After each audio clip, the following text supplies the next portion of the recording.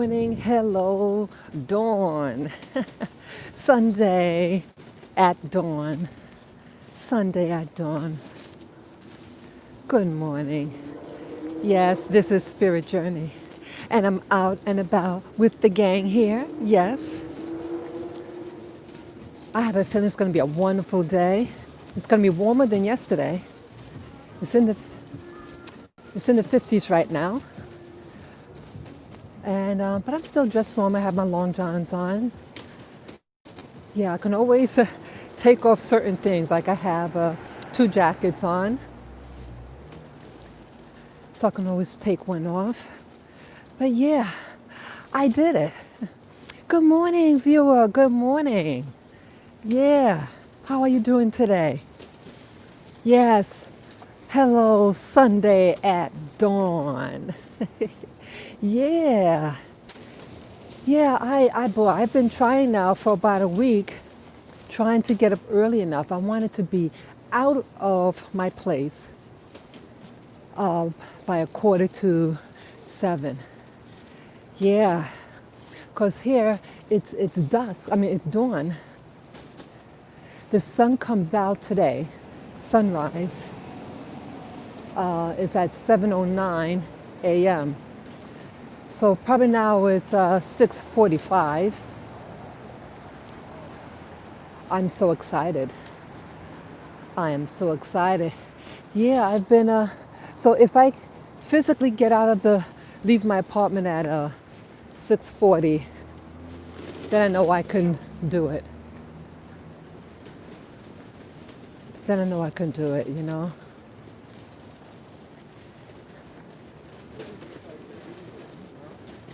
Then I know I can do it. Let me go. Wow. The drug addicts are out now. I mean, the drug dealers.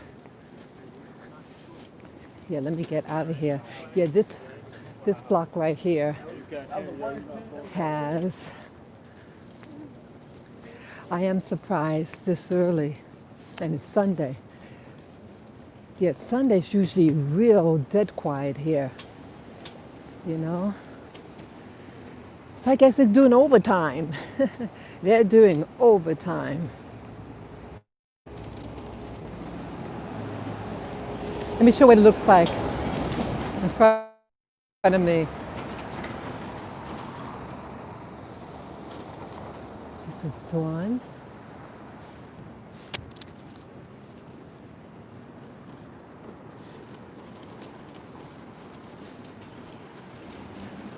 Yeah, this is dawn.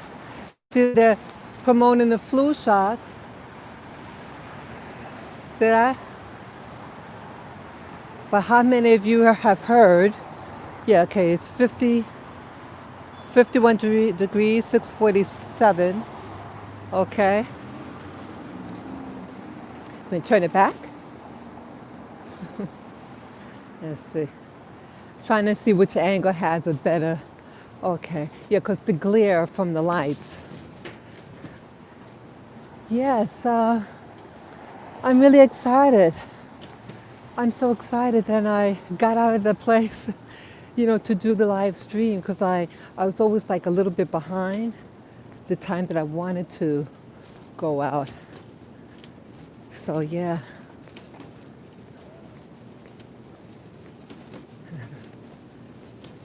Yeah. Yeah, I'm excited. This is dawn. This is dawn.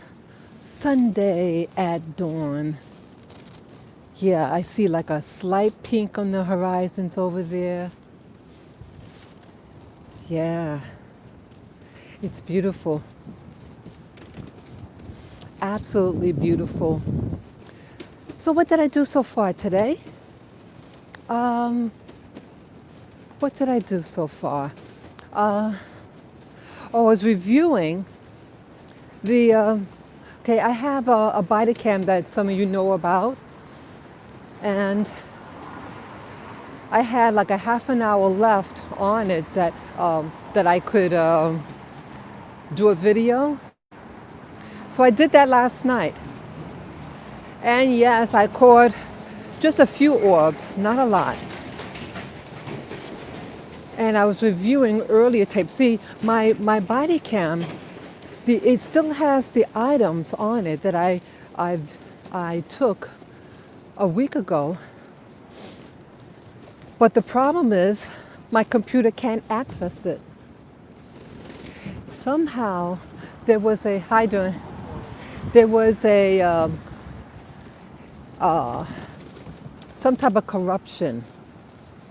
Now it was plugged into the USB port, and I noticed that on like it was trying to upload, because there was a large document, half an hour each, and I had about 5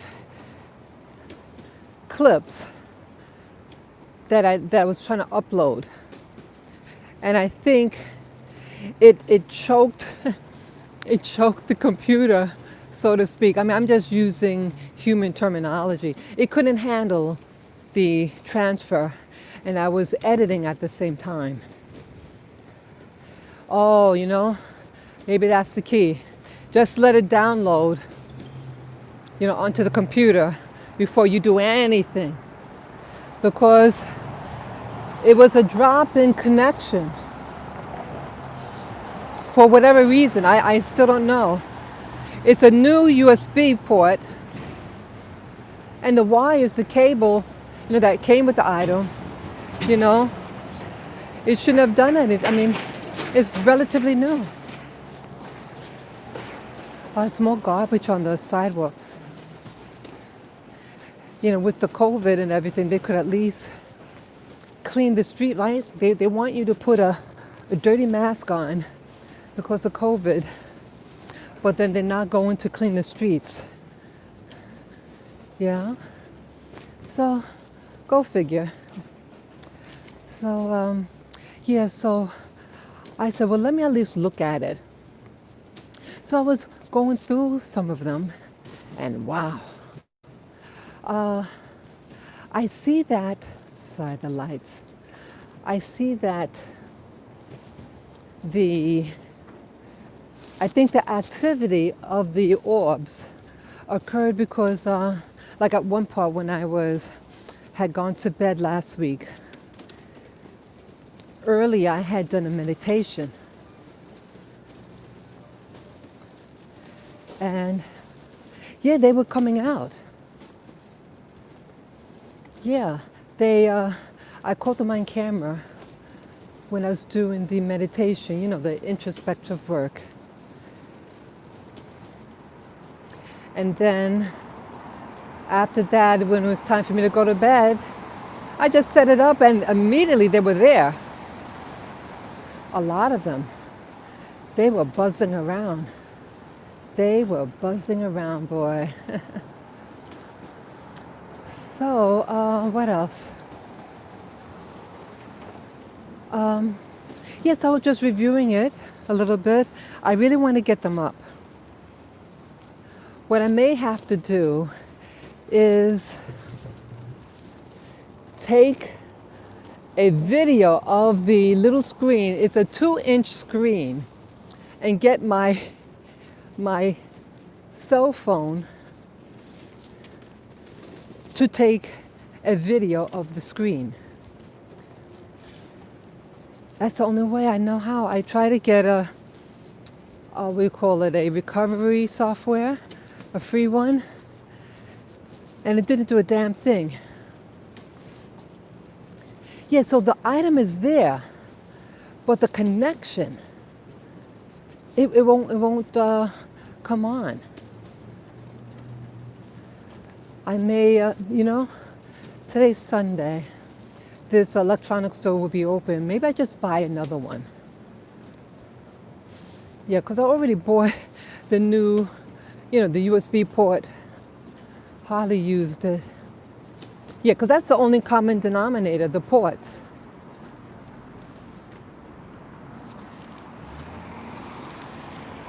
It wants me, sorry. My computer wants me to reformat it. If I reformat, it'll delete all the data. But I did find one video over YouTube that said, you may have to delete it, or format it, and then you do a recovery. And it was using the software that he recommended. If the port doesn't handle, if I get a new port, the connector, and that doesn't work, then I know, I have no other choice. I'll try to videotape. Man, it's a lot of them. Maybe I just do a portion. Shit. It gets me angry. Yeah. It gets me angry, It's like a gremlin. Everything was going fine because I uploaded two of them, the one that I uploaded last week. And I said, great, maybe the problem resolved itself. And then I put it on, I put it on the PC, then I put it on the Mac, and it was working. So I said, okay, let me drag and drop about 5 clips, 5 videos, and it was doing it, and I was working on the document, and then I noticed some spots were like a black screen. Something happened. And at one point, it was a loud beep, like it wasn't my computer, because I played it even on the device itself that I recorded from, and it was an interference, a beep, real loud, and it got black. So something was interfering. There was some interference.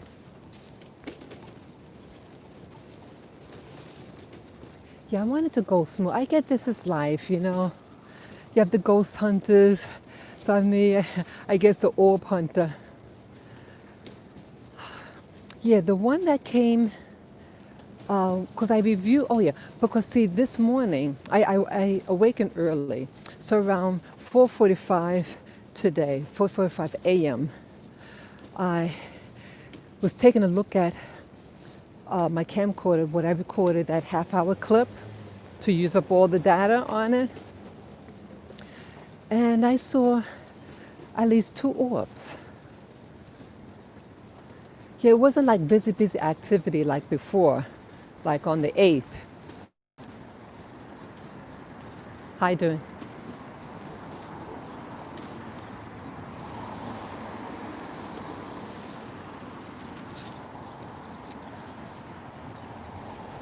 Yeah, it wasn't like on the 8th. On the 8th, it was a lot of them. You know what?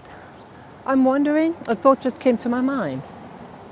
Now, I've been doing a little more, what do you call it, the introspective work by the mirror that you guys saw in the video I uploaded last week, me by the mirror and the candle on.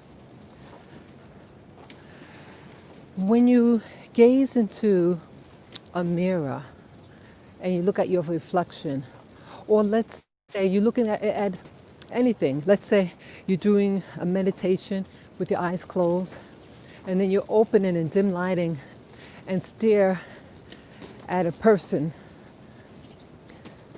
Their face starts to change. I don't mean shape-shifting, I don't mean that, but like an overlay goes over the person. Yeah. And I believe these are what they call spirits of other people. I'm wondering, because see, I was engaging in the mirror, just staring and talking and giving words of encouragement. I encourage myself. Just like you guys, you hear me say, love the person you see in the mirror, in the reflection.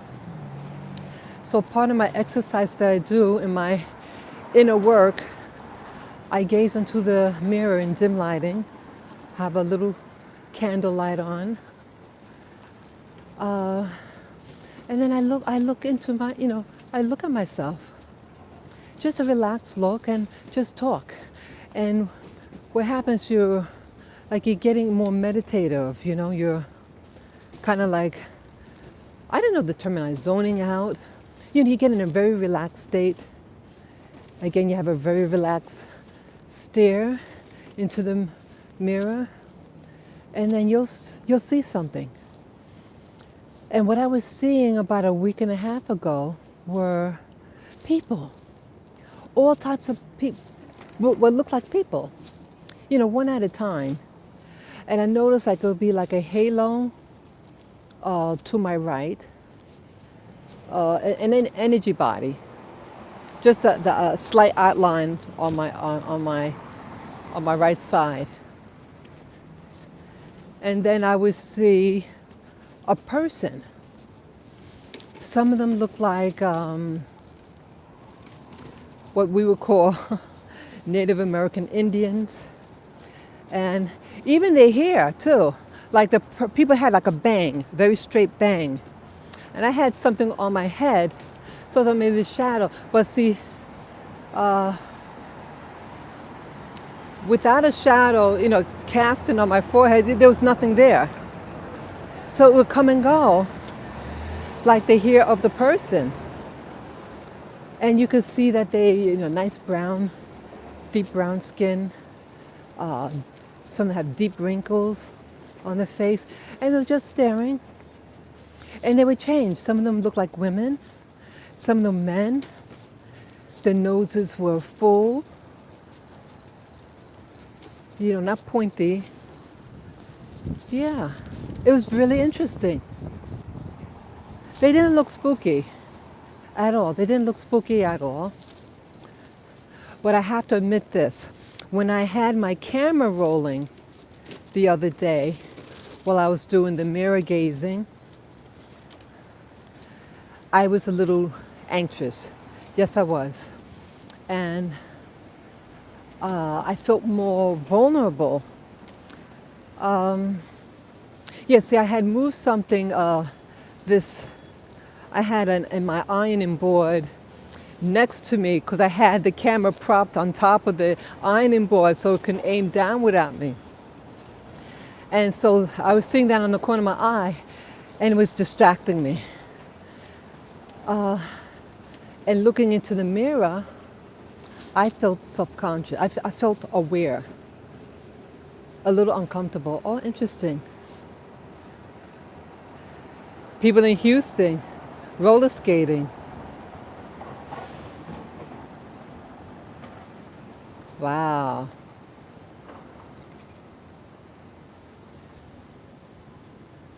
Oh, that's nice. Wow. I hope you got that. This building to my side here that we're just looking at, that's the Hertz building. Yeah, it won an award for its architecture in 2006. Yeah. So what was I saying? So when I was had the camera rolling, I felt self-conscious. And when I looked in the mirror, I was starting to get a little afraid, I have to be honest. And there were orbs. There were orbs. There were orbs that came out from the other room, and it moved along the floor. Yeah. Yeah. So having a door open does allow them entry, I guess easier access. I mean, even though they're just energy bodies, these orbs, but having the door open allows them to come in and out. Yeah. So what? The sky is getting lighter now.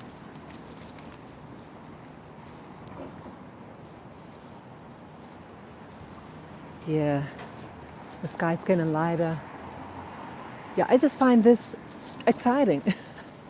See, I'm usually indoors. I'm indoors a lot, and I never really used to see nature, what's it really doing, really not paying attention what the sun is doing and seeing the moon. I mean, at one point, I haven't seen the moon because I'm indoors.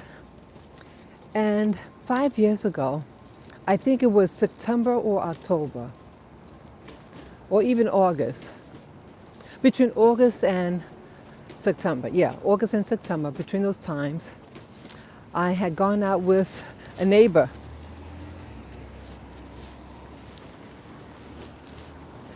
And I saw for the very first time, I think you call it a harvest moon.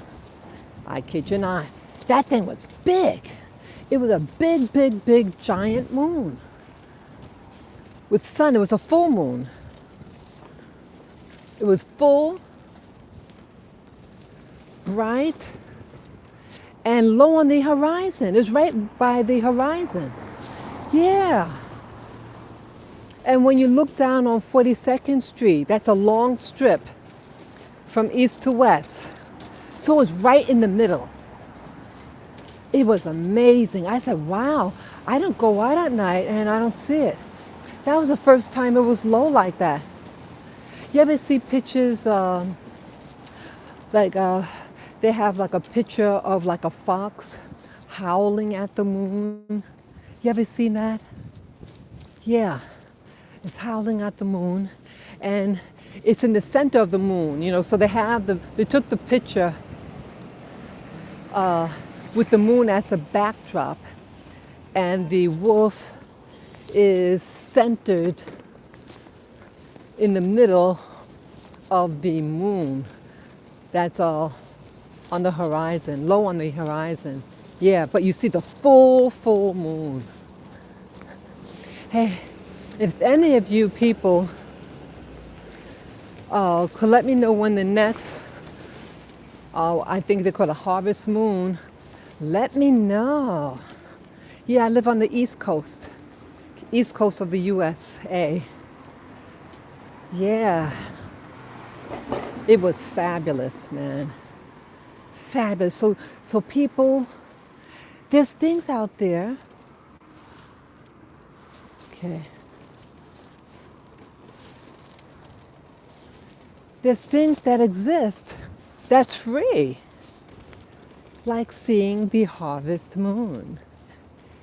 It is spectacular.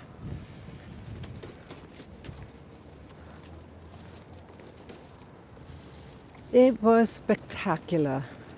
I'm gonna go along this way. Yeah, so I'm right at the corner of Central Park. This is Columbus Circle. And it's Sunday and dawn is approaching. Yeah. This is beautiful, people. This is, see, that's Columbus Circle. Let me zoom in. Where'd it go now? Okay. So that's Mr. Columbus. Yeah, that is Mr. Columbus. I do not worship him at all. Yep, don't worship him. I don't celebrate his day. But yeah, as you see here, these are cops. And it's a barricade. See, also that you see here, let me see if I can get it. I hope I get it there. Yeah, it's a police, it'll be on this side. Where did it go now? I'm trying to find it. Where did it go? Okay. Okay, so you can see the police car there. Right, that's a police car. And it's barricaded. Yet someone's there at all times. See, a lot of the cops here are Italian. And Christopher Columbus was born in the city of Genoa, which is now a part of Italy. Yeah. Christopher Columbus was a converso. He was a Jewish man of Jewish ancestry who converted. Okay. And you can read his journals. his ship's log. I had to put it down. I went to the New York Public Library and was reading. It's in English. I mean, they translated it in English. And the part where he was talking about the Indians, who they call Indians, uh, they wanted to go on the ship and take a peek. And they were sleeping on the floor. And he said, if these people knew what we were going to do to them, go read it. Go read it yourself. I was getting too emotional and I put it down. Yeah, it's like looking at a monster. It caused so much pain for so many people, ancestry. But it is a part of history, and I wouldn't be here if that didn't happen in the Americas. My earliest known ancestor arrived in the Caribbean in 1650 something. Yeah. Unfortunately, I don't know much about when my black ancestors arrived. Those records I don't have, and I don't think a lot of people have it. That aspect of the slave trade, maybe what you might be able to know, like certain documents, when they came, when they sold them at the blocks. No, not, I don't want to say sell. When they were doing human trafficking, and because they documented everything. The only thing you know is maybe the ship that you came on, and who acquired you by force. So, and just no region where the port of exit from Africa. But the port of exit doesn't mean that you're from that specific location, because they were stealing them, kidnapping, human trafficking them from the interior as well. Okay. Yeah, so that's what was happening. Let's see what else now. So what was I saying now? The sun is coming out slowly but surely. Yes, hello viewer. Yes, say hello in the chat room. How you doing this beautiful, beautiful Sunday? Sunday at dawn. Yeah, Sunday at dawn, people. Yeah, it feels pretty good. Yeah, I dress warm enough. It's a slight coolness that's upon my front part of my legs.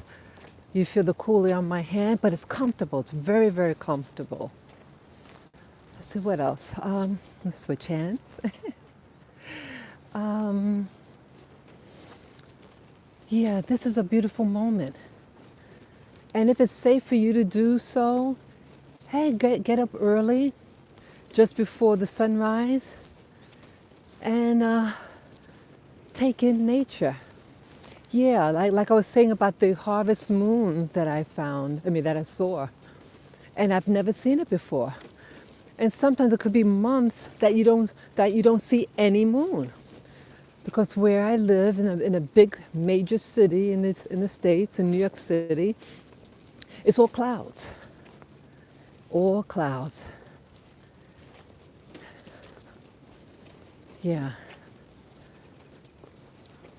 Hey, maybe for the 21st, December 21, I'll take a try to see the sunset.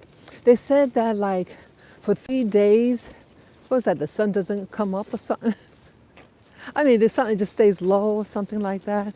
I want to experience that.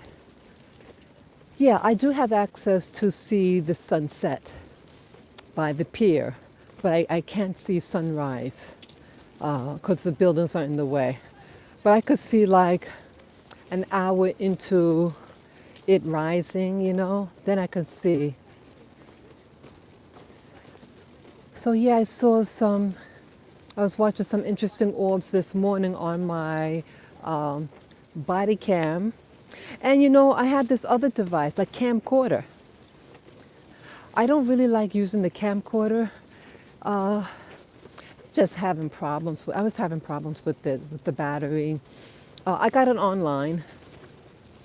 This Ghostbusters uh, website, things that for paranormal, and I was hearing that that the infrared could take pictures of phenomena, and I wanted it.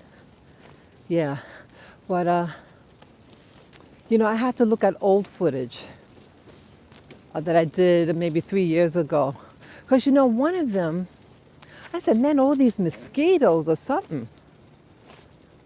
They were moving really fast. I said, wow, how come when I'm doing the video, I don't see anything? I mean, I'm contradicting myself, but they weren't round. They didn't seem round, you know? And I just assumed they were like mosquitoes. Yeah, it was right after sunset I did it. Yeah, I did it right at sunset in my living room. And I did have back then a lot of plants. I had a lot of plants, and so I just figured, that. And I think I was just expecting some other type of phenomenon to be seen.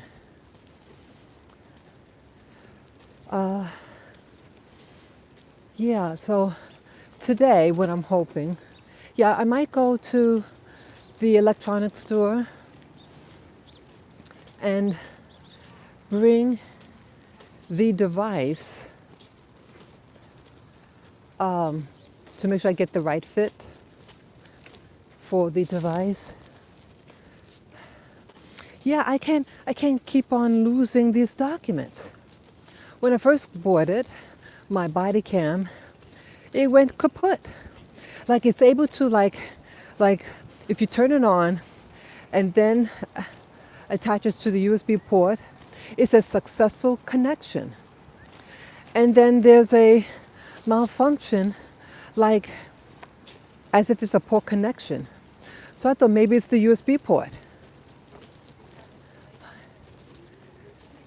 So I got a USB port. And when the new one, USB port, did the same thing, I took the old one out of the garbage. Yep. Because how it's going to get broken? It's less than a year old. And it's just sitting there. It's not like it fell on the floor. It might be the port. Oh, I was angry, boy. Angry, because you can lose big documents, So anyone out there who knows how to retrieve, I mean, I did the utilities thing, and I did the doctor thing, with the stethoscope icon, and it said okay, but it wouldn't appear, the icon wouldn't appear on the desktop for you to click. Yeah, it's a lot of a lot of stuff. I don't want to delete it. One YouTuber say, hey, you may have to delete it, but that's okay because you can recover. Oh, really?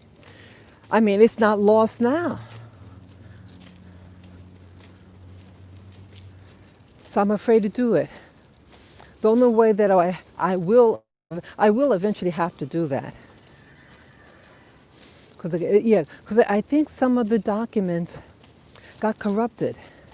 Because it has like about 6 of the files on the disk is blank. Like they all got deleted. I don't know what happened. This is awful. Yeah, you can't have things like this. I mean, when I use it, it seems it seems clear. When I did the thing at night, it seemed very sharp, the image, but my camcorder, it's more grainy at nighttime. So the clarity is not there. I want something clear, because I want to zoom in, like I want to edit the the video. So I want to be able to zoom in, because one of them, before my malfunction of the body cam while I was using it on my computer, I took a snapshot. What do you call it? Like when you take a picture of the screen? Screenshot. And it looked like a person's face. Yeah, so I want to, the next video I do, I want to show that.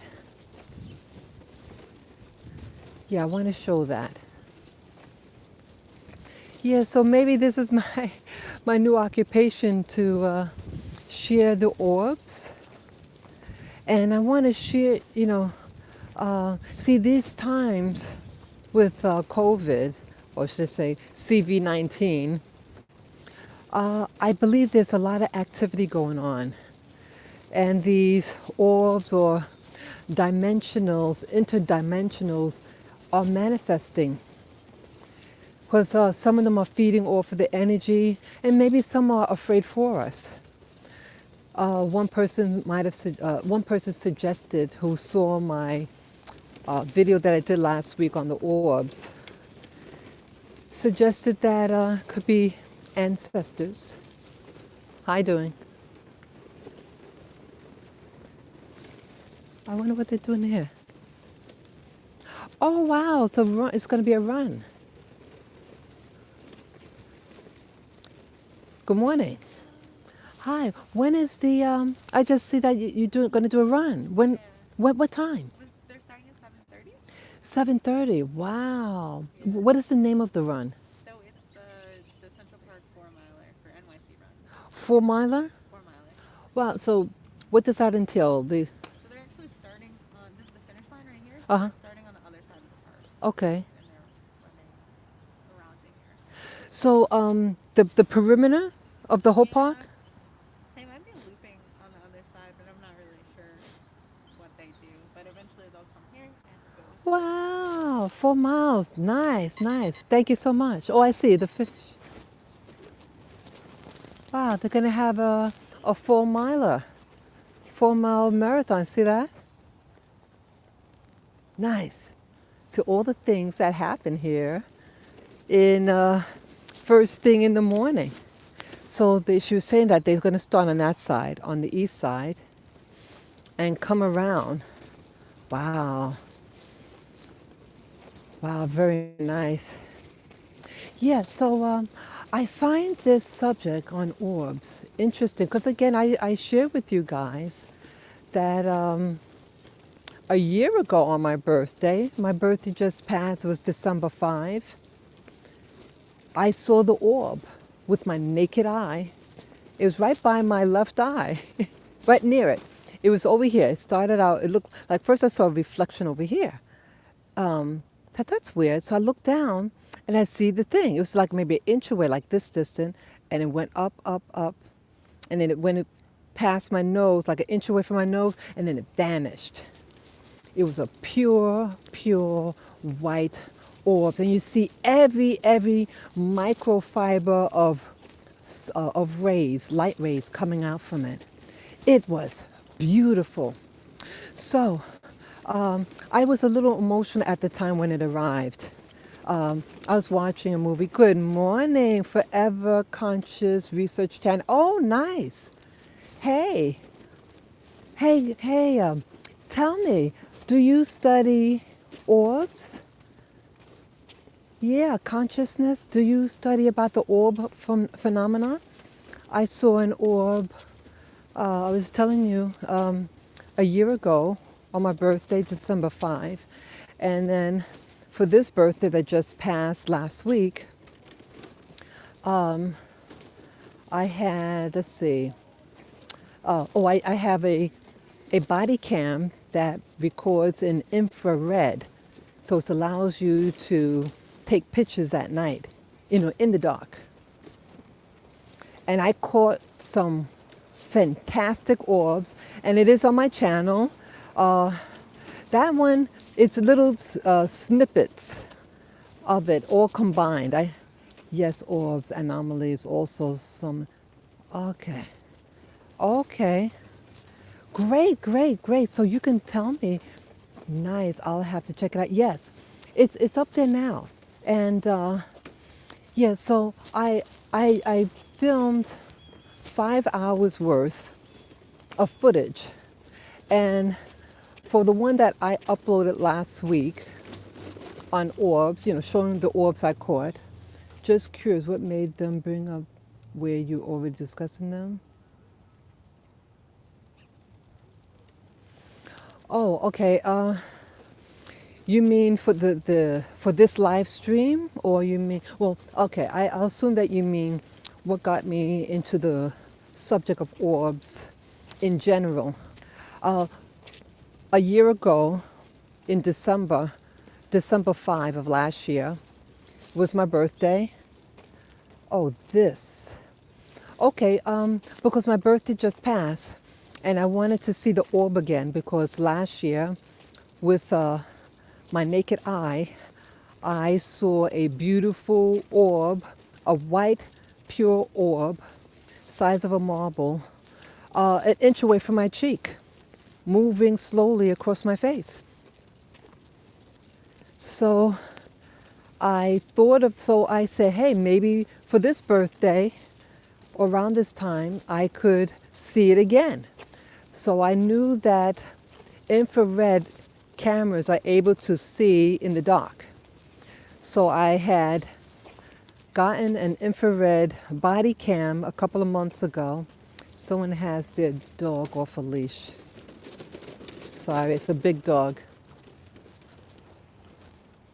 I'm gonna go on the sidewalk. Yeah, they shouldn't do that.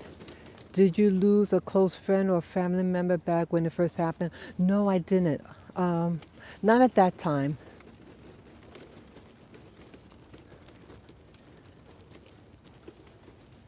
I'm sorry, I'm just paying attention to this dog. It's a big dog.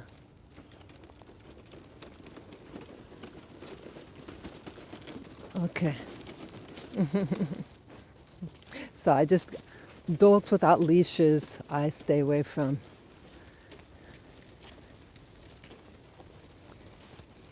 Just looks at me like I'm stupid. What kind of dog? Oh, it was their dog was a German Shepherd type of dog, and I have little dogs in a stroller. Yeah, let me show you my dogs. Yeah, these are my little pups, and this is the little boy. Yeah, I use this. These two had surgery, and they don't like walking. Yeah, they're really nice guys. He's the little boy. He's younger, and he barks at other dogs, and he's really obnoxious when he does that. And so, when she's afraid, he has to protect her. Okay, that's what's happening. So, a person had a dog off a leash. It had something in its mouth, a little toy in its mouth, but I don't want any problems. So anyway, I love dogs, but my dogs may not feel comfortable. So, so what I was going to say now.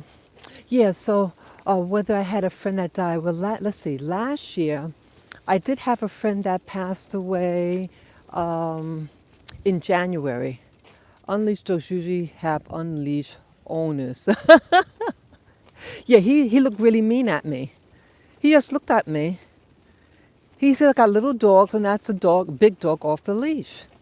Dogs supposed to be on leash, period.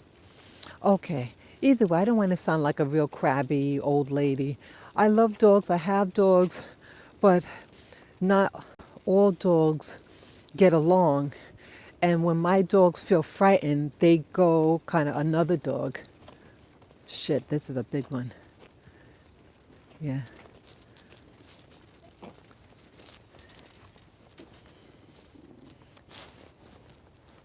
Yeah, they're nice. Let's see. Yeah, they're nice dogs.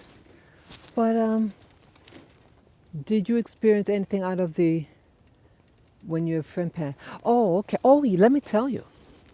That's a very good question. Yeah, when my friend died, and she died, I was told on her deathbed. Uh, my friend lives real far away, other side of the planet, and the sister had called me and left a message on my cell phone. That was on a Friday last year, but my cell phone was off. So Saturday morning, when I got up, I turned it on to look at any messages, and I saw that I had a voicemail.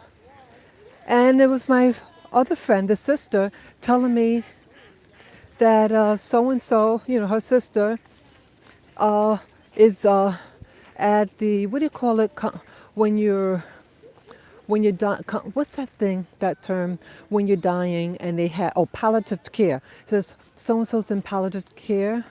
Doctors say she has hospice. Yeah, she's in hospice or palliative care, and she has maybe 3 days left to live. I was like, what? My mouth dropped. She was only 60 years of age. And she was a nice person. She did smoke. She had cancer. 6 months prior, she noticed that she was having pains in her leg. And so she goes to the doctor, and it was stage 4 cancer. And I think it also was at her breast. And she did go for treatment, and, didn't work. So she was living with family members to watch over her. She was getting very tired. Yeah, she was one of the few nice people I know. Yeah, she was a twin. And so the other twin is the one that called me. I met the other twin first. They were from church. Very nice family. And I felt heartbroken. So what I was able to do, yeah, she was a twin, and the other twin is the one that left the message, because I used to call her for the holidays. She liked Thanksgiving, so for like the past 2 Thanksgivings, so from I think 2016 and 2017, I would call her because she would come to New York City to see the Thanksgiving Day parade, but we weren't able to hook up. So I remember the last time I spoke to her, she says, oh yeah, I had left already. And I said, oh sure, I would have liked to have seen you. So in 2018 was the last communication, or was the last time I tried to contact her.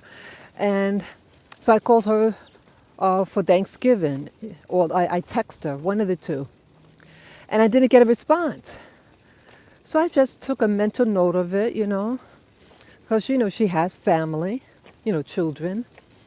And I just, she got busy. But who would have known she didn't contact me because of the cancer? She may not have wanted me to know. And that's what I think. I can't believe it. She knew probably that I would freak out and be upset. She was a devout Christian. Very devout, just a nice human being. She was there for me, and then that's what I expected. She didn't want me to worry. She has tons of family there, and when they had to bring her to hospice, I bet the other two was really locked into during her sister's. Okay, yeah. Yeah, actually, interesting that the sister was in good spirits. She made it, this would have been her second sibling that passed. The youngest one had passed in 2007. And that she took very harsh, very hard. But with her twin, she's in the Lord and blah, blah, blah. She was uplifted, and that's what threw me off with the voice message. So I was able to call the twin back, the one that's well. And they allowed me to speak to her over the phone. Yeah. So from Saturday, Sunday, and Monday, I called and they put the phone to her ear, but she was not responsive.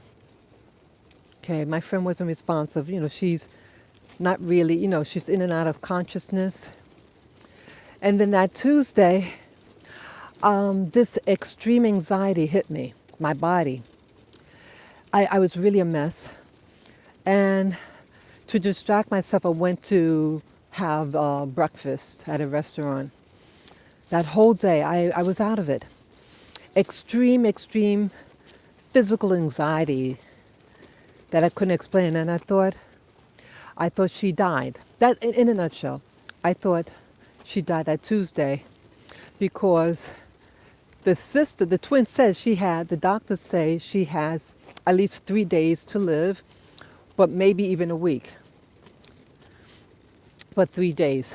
And so maybe my subconscious mind knew this was the third day, and I was reacting in my body. I was a mess. Then I said, I can't avoid it. Call. So I called that Wednesday, and the people there at the facility said, oh, you have to call the family. I said, well, I called the other day. This is her friend. Well, you have to call the family. So I said, well, is she still alive? And going on like that. I was getting excited. Call the family. We can't tell you anything. So I don't know what happened. I don't know. So I called the family and no response. So I said to myself, okay, she probably passed. And I felt okay at that point. I said, okay, I just released it. And I look at the sky and feel like, she's at a better place. She's out of pain and suffering. And then Friday, Saturday came. No, it was Friday morning. Friday morning, when I got up Friday morning, I had gotten a message on my cell phone. It was a text message that my friend passed away early morning. The text was at 3 a.m. in the morning, so sometime between 12 and 3, she passed. So they let me know right away, that's soon. So that was on a Friday. Well, that Monday, I took a shower. I was putting lotion on my body. And then I looked in the mirror and I see these markings on my body, on my buttocks and upper thigh. Looked very bizarre. And then I raised and got my camera and I did I think it was a live video. That's up on my site, my channel, my YouTube channel. So if you want to see, just go to my channel and type in the search bar the word bizarre markings, and that video will come up, and you just click on it and watch it. Yeah, it is a little hectic how I did it. I was very excited. By the time the camera went on, I tried to play it off that it didn't really bother me. But when I looked in that mirror, and saw it, I was in fear. So by the time I grabbed my camera, I was trying to stay calm and act like it's not bothering me. Like, oh, take a look at this. That's what happened. Oh, the sun. I see the sun. Let me show the sun. That's the sun. I can do a sun gaze.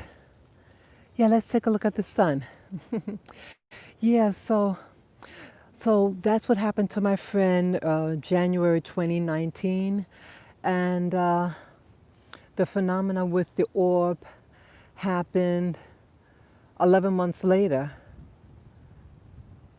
Yeah, this is sunrise. This is the sunrise. So I can do some sun gazing right now. Yes, so it's still early enough to do the sun gazing, like an hour into the sun rising, it's safe to look at the sun. So I get some sunlight in my eyes. Yeah. So yeah, it looks so beautiful, the rays of light. Yeah. With your naked eye. It's let's quiet. Let's quiet, Lavin. Let's quiet. Let's quiet.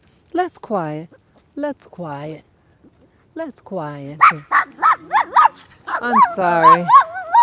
Let's quiet. Let's quiet. Let's quiet. Let's quiet. That's him. That's him. That's the culprit. You sit down.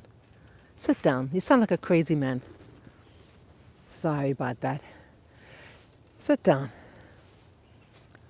I could speak with you more at this point if you like. Yeah. Yes, I'd like to find out more about this phenomenon. I am new with all this. Uh, yeah, so I woke up with the markings. I do go see a specialist, a skin specialist. They said it doesn't look life-threatening. So I said, okay, that's all what I wanted to know. And then after that, I went to the VA hospital and to have them look at it, and they didn't know what it was. But the markers were very bizarre. So when you look at the video, uh, you'll be able to see it, and definitely your feedback would be really appreciated. So, what else now? Yeah, I'll stay. Okay. Do you see or analyze in the mirror the? Okay, I couldn't read that fast enough. Smoke, smoke or steam. Okay. Oh no, no. Okay, if I saw right what you were saying, okay, my eyes have to acclimate because I was just looking at the sun, and so it's spots in front of my eyes. Yeah, so I won't look directly at the sun now, so I can see your comment. Was the mirror hazy? No, there was no phenomenon with the mirror. I had what do you call it? I had a candlelight in front of me, and I was holding a crystal, a quartz crystal. What else? And I was just staring into the mirror. Um, but what I did see in the past, not in this last session I did, but recently when I did the same thing, to my right there was a halo, a part of the halo that came from the top of my head to my shoulder. My right side. It was about an inch in thickness. That about an inch extended out from my body, my silhouette. And I noticed that I would see that, and then it would go away, and then that's when I saw the visage, the people. I saw people's faces, one at a time. Like I was staring at myself, and then my face would like change, like a person, and to me they looked like they were all people of color. They're all brown skin, a nice deep brown, male and female. This was in the mirror, right? Yes. Yes, so I'm looking at my reflection, and in my reflection, my face morphed into some other person's face. Uh, some of them were female looking, some of them were male, and so they looked like this one particular day, they all look what they call Native American Indian, that type. They had the straight, had that, I didn't see the full length. I saw like a bang. The lady had a bang. It was very straight bang that's cut just above the brow. And longish face and had deep creases in it. So it's an older person.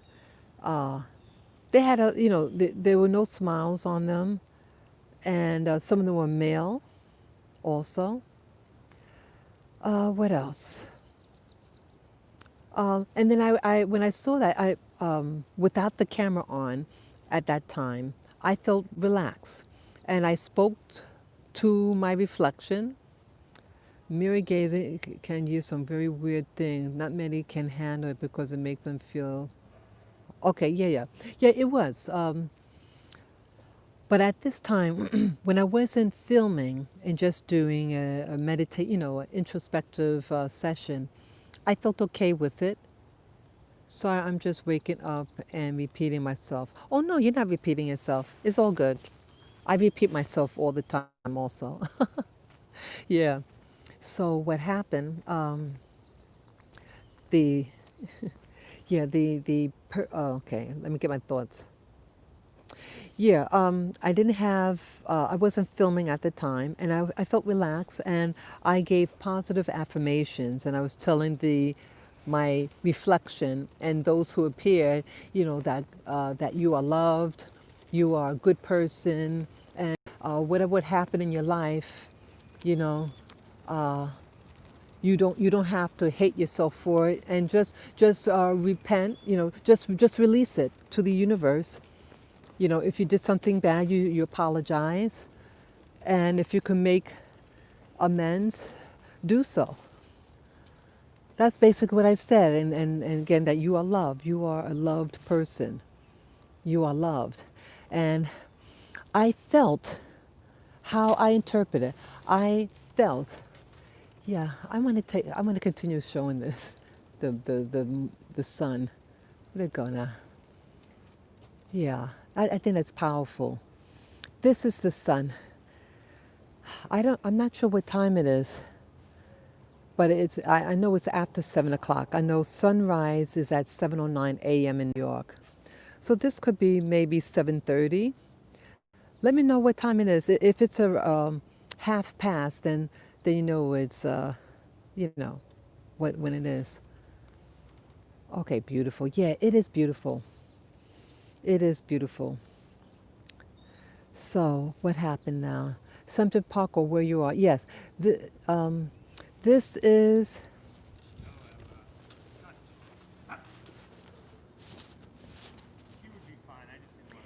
Yeah. My dog gets a little.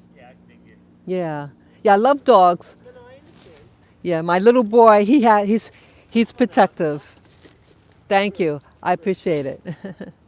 Yeah. So what was I saying now? Yeah.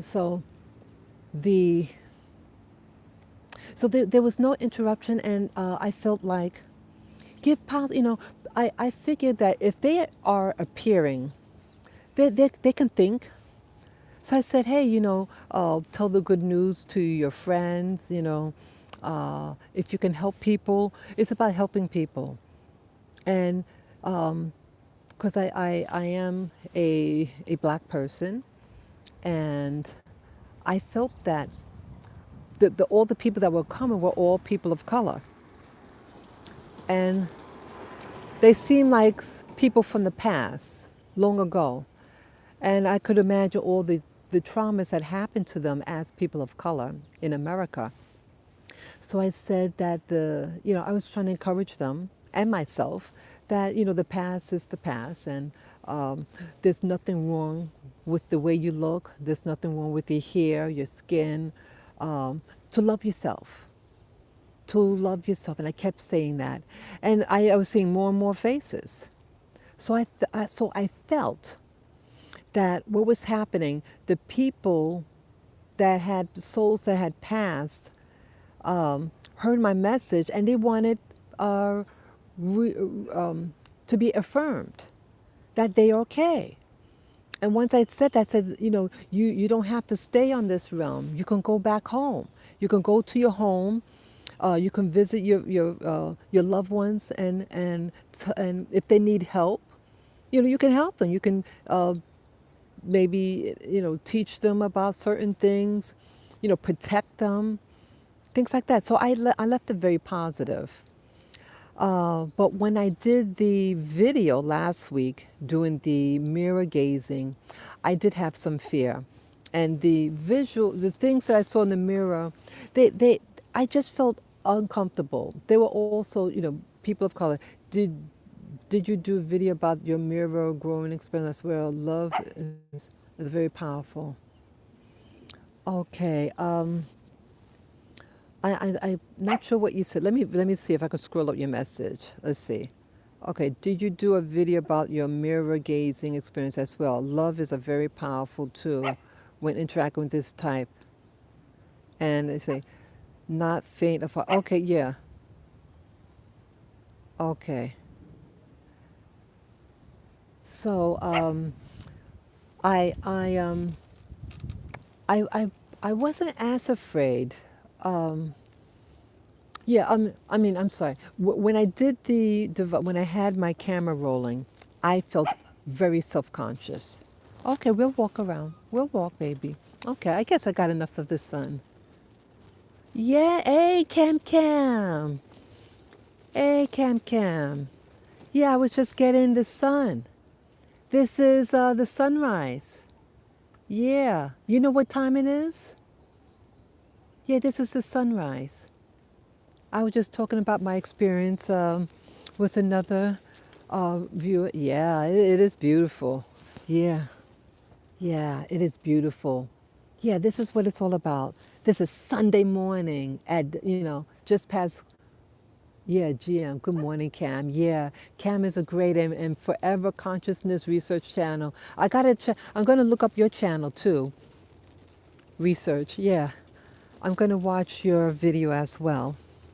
Your channel, if you have content on. Uh, yeah, I'm looking forward to it. It's okay. 6:50. Okay. So it's 7:50 my way. Yeah. Okay. So the sunrise was about 40 minutes. So it's still safe to look at it with your naked eye to do the sun. Hey, that just reminds me. I can do in the future, since the sun, I can see the sunset, I mean sunrise here in this spot, because there's no buildings. I can do my sun gazing here. I'll do that. I'll see if I can do that. So, yeah, so beautiful. Happy Sunday. Yes, yes, yes, yes. Happy, happy, happy Sunday.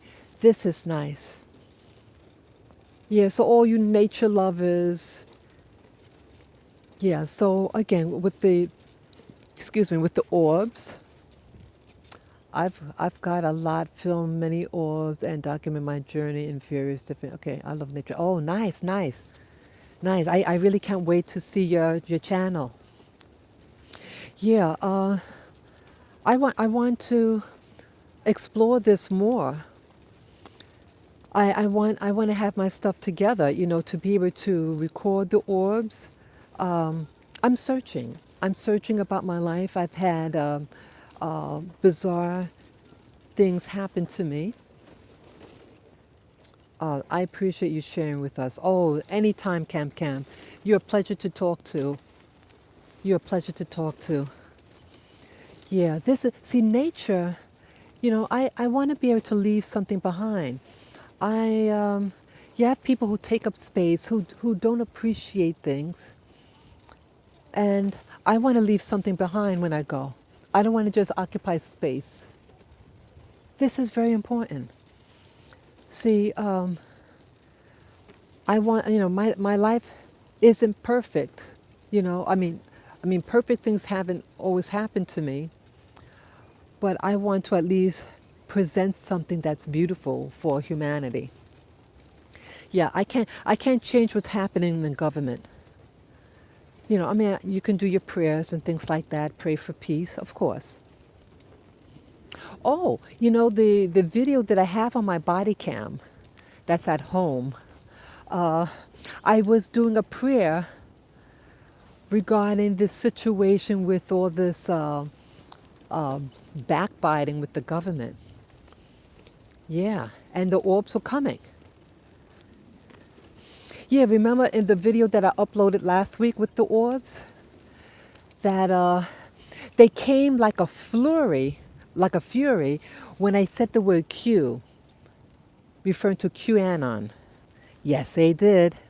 So that signifies to me that the subject of Q is an important factor. It's something to be focused on. The orbs were frenzy about it. Yeah, take a look again. The video that I did. Oh, there's the sun again. Yeah, I can stand right here. Yeah, take another look at that video when later on, and at a point when I mentioned the word Q, like I said, I said really funny. Uh, I said I don't care what letter of the alphabet Q is. I'm just tired of blah blah. You know, I was doing a rant, but that's when all the orbs came also. So that's that video. I did a collection of different snippets of a 5 hour film I did. Yeah, it was about 5 hours. Yeah. Sorry to interrupt you, but the marks you received, did they appear after or during applying the lotion? Oh, okay, good question. They came, okay, I came out the shower and I was only able to notice it because I then began to look in the mirror and, you know, because it was on my behind. And so I was just putting not lotion, I was putting body oil. And and I said, well, what's that on my upper thigh and then on the side of my buttocks? And then I looked in the mirror. I said, oh my goodness. I was in shock because the markings were very bizarre. They looked like burn marks.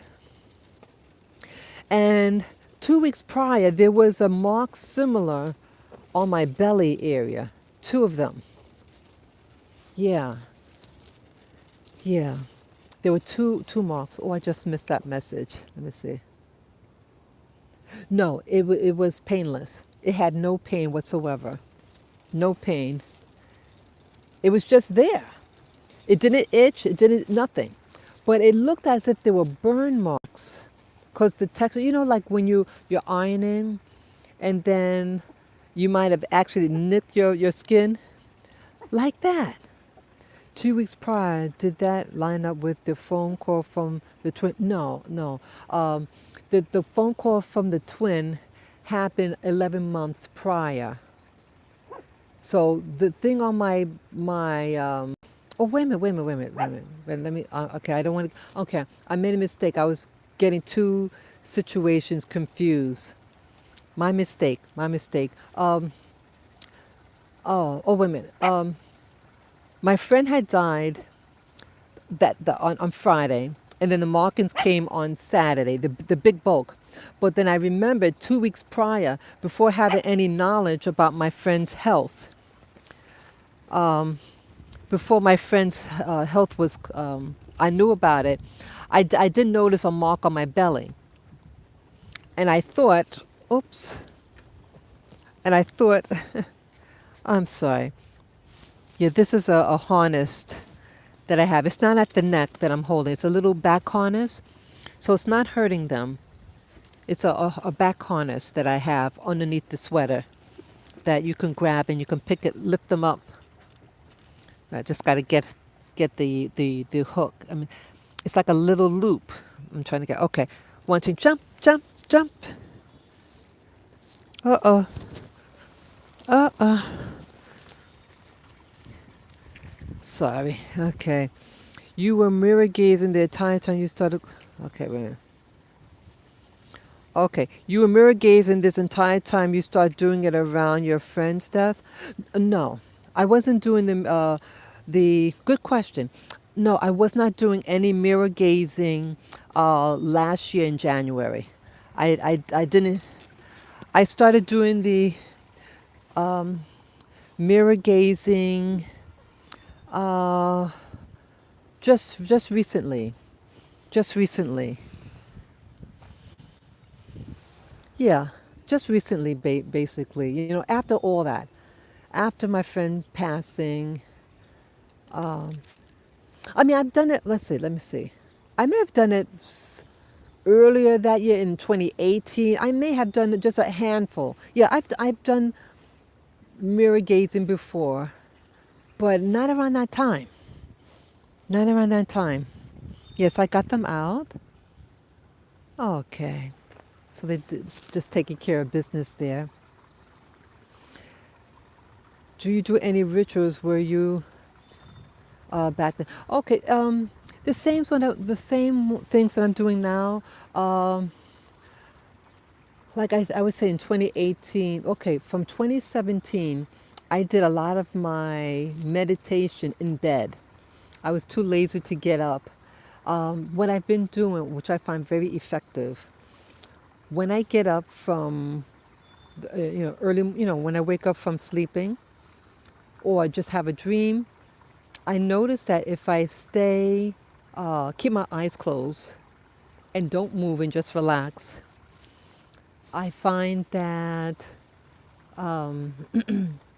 yeah, I find that I get to see visions.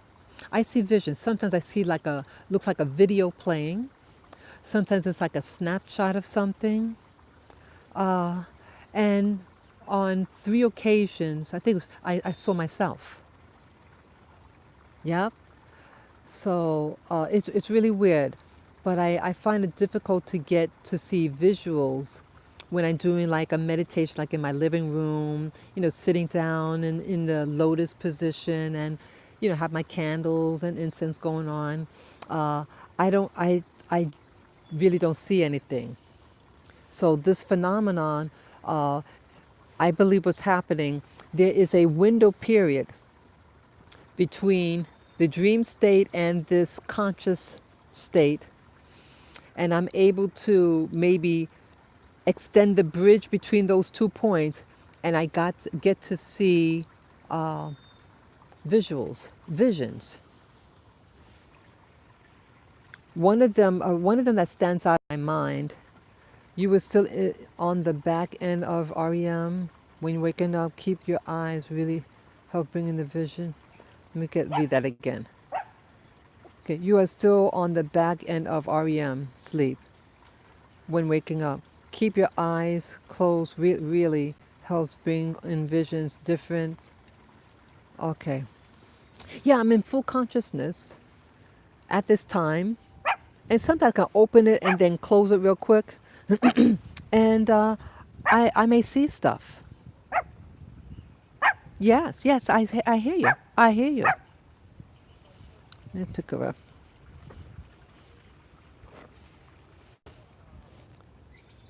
Yeah. So what was I saying now? Okay, let me pick you up.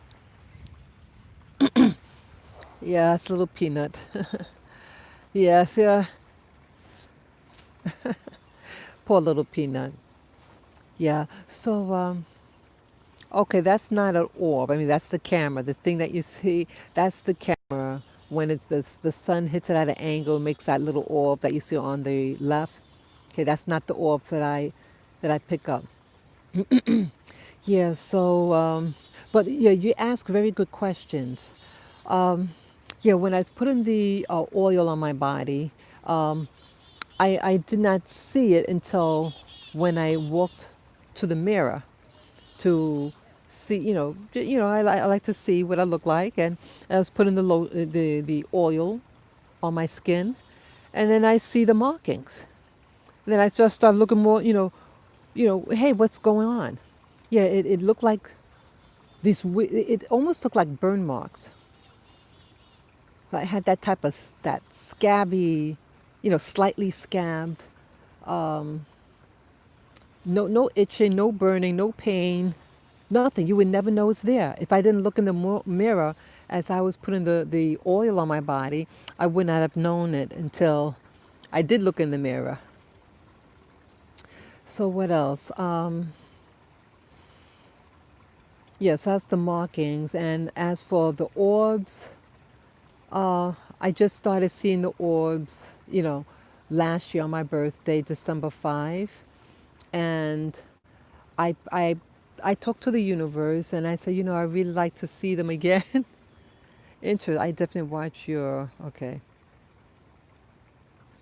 Yeah, yeah, I use my channel to document things, document any phenomena, and also I share what's on my heart, with this politics going on. I let it out. I talk how I feel. So some things may offend people. But if you really know me, the type, my character, myself, that it's who it applies to, who it applies to. That's who it's addressing, not everybody. Um, yeah, it's weird. I was raised in a just a regular household. I used to be a Christian, and I had an awakening through a paradigm shift that a YouTuber presented in 2015. But even before that, the person shared what they shared, I was on the road to discover new things. That's definite. And I was following the YouTuber online, you know, as a guide.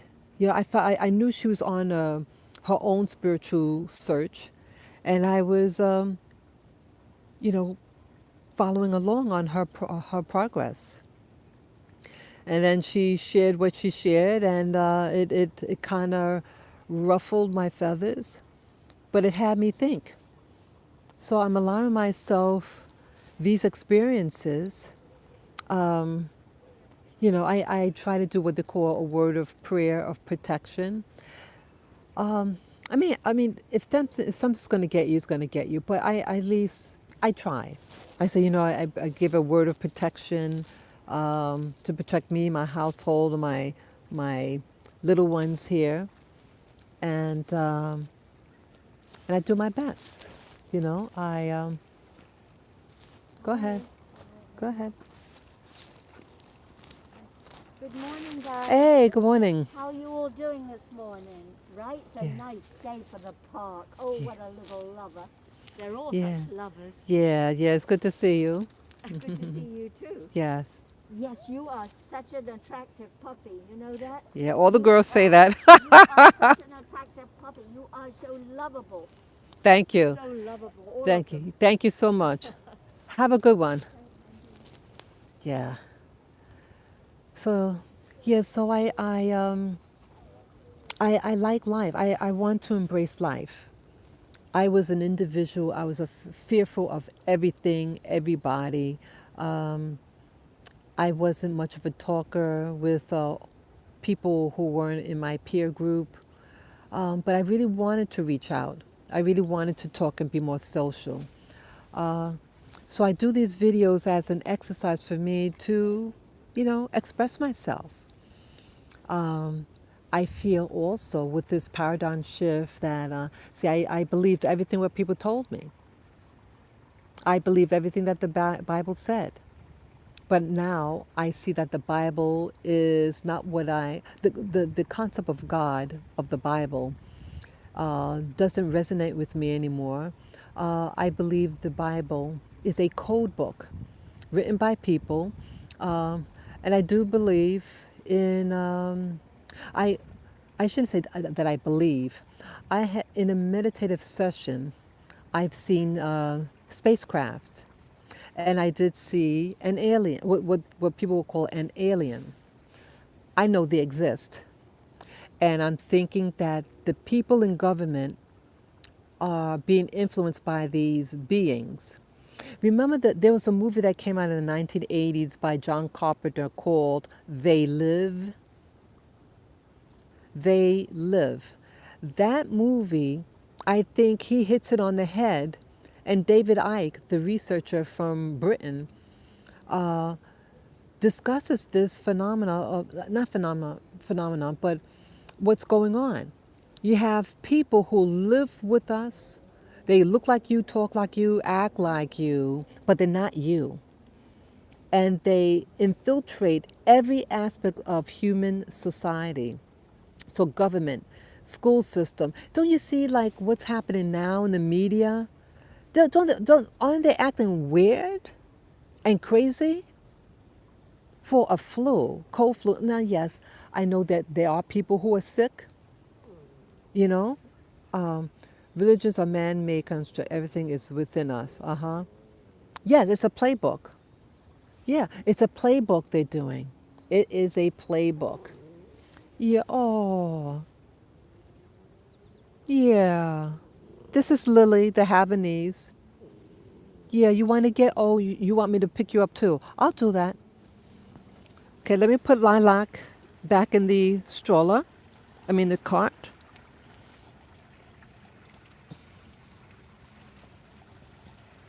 Fix this. Sorry about that. Yeah, you want to walk around? Oh, you want me to pick you up? You want me to pick you up? Okay. Okay, sure, I'm just going to pick her up. Okay. Okay. Wait a minute, wait a minute, wait a minute. Okay. I guess I can show myself. Let me, so, gonna turn the camera on. Yeah, this is me. Yeah, she wanted me, this is Lily, the Havanese. She's my first dog. She just turned 11 in November. And yeah, she's just, she wanted me, yeah. She's a sweetie. This is Lily. Say hello. Say hello, Lily. We love you. We love you. Yeah, last night she was acting a little peculiar. She was acting scared. This is what happened. I set up my camera. I have a camcorder that also records in infrared. It's not as good as the body cam. But so I set it up, and then I went in bed and I clapped my hands 3 times, and then she runs up to me. Yeah. And I just thought, oh, isn't that cute? And then she started shaking and shaking and wanted to jump off the bed. So I thought she saw something, you know? But the other days when the orbs were all over the place in my apartment, there was nothing happened. So I thought, hey, in the morning I'll check the video and see if any apparitions occurred at the time when I clapped my hands. I didn't see anything. I didn't say anything. She probably sent some sort of energy shift. Yeah, something happened, and she was acting up for quite a while. Yeah, yeah, I couldn't figure it out, and I hugged her. So I have that footage. So somehow I have to get the stuff that's on my body cam camera. I mean, yeah, my body cam camera, and download it on my computer. And I want to share this. Maybe I'll start another channel, like a supplementary. Do you experience synchronicities? No, I haven't. No synchronicities that I know of. Yeah. Oh, let me turn this way. Let's go this way. Come on, Lavi. Okay, you want to smell that? Yeah. So oh, what's I gonna say now? Yeah, no synchronicities, but oh, I had a phenomenon that happened to me. Yeah, the other reason why I'm doing these orbs is oh, in 2018, I mentioned this several times, but I'll mention it again in this live stream. Um, a person calls my place. They generally don't get in contact with me. And I was in the shower when they called. And I figured, oh, I'll just answer it later, when I get out. And then I get out the shower, and then I call the person, and I say, yeah, it's okay for you to come by. They arrive, so I assume that they got my message that, that it's okay to come by. Because I wouldn't go over anybody's house if no response, because they know I have my dogs, and I'm probably out with the dogs, right? But they come by anyhow. I find out, and when I let them in, I said, "So I guess you got my message." They said, "What message?" I didn't. I had my phone in my pocket when I was coming over, so I didn't hear anything. So oh, because I said it's okay to come. So I thought it was odd that they would come by anyhow. because they live far away from me.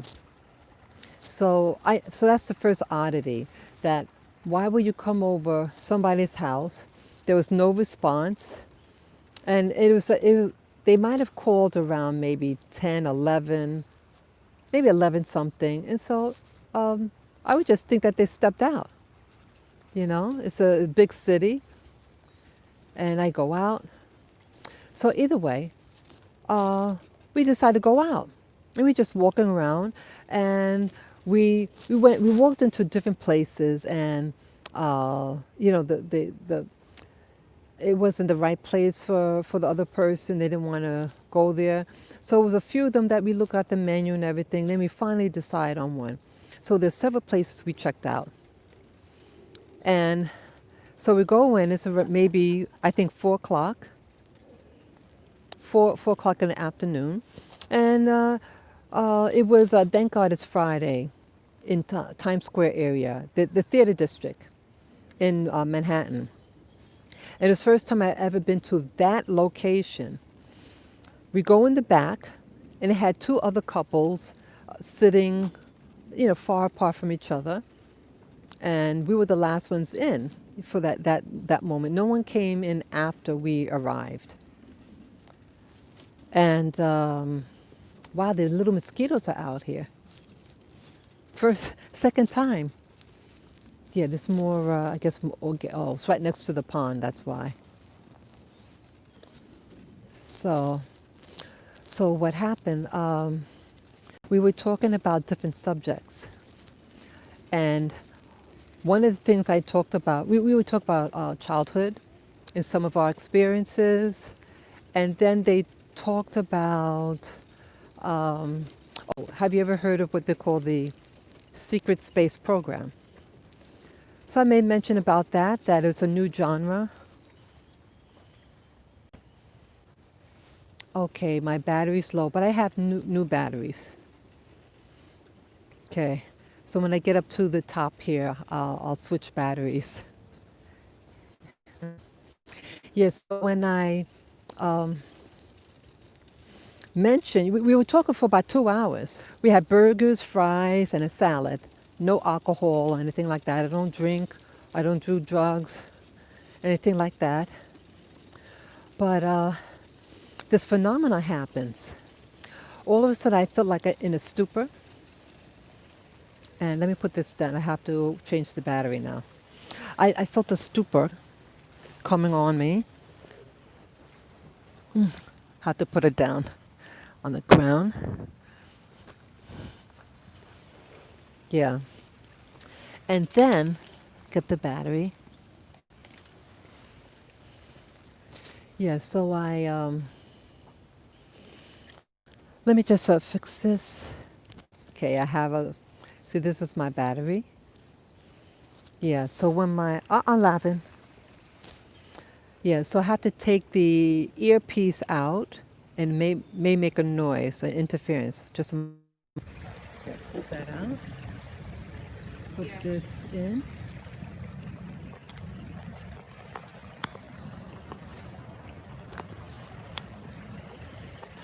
Okay. So I'll take this plugs out. So I hope you could hear me. You put this.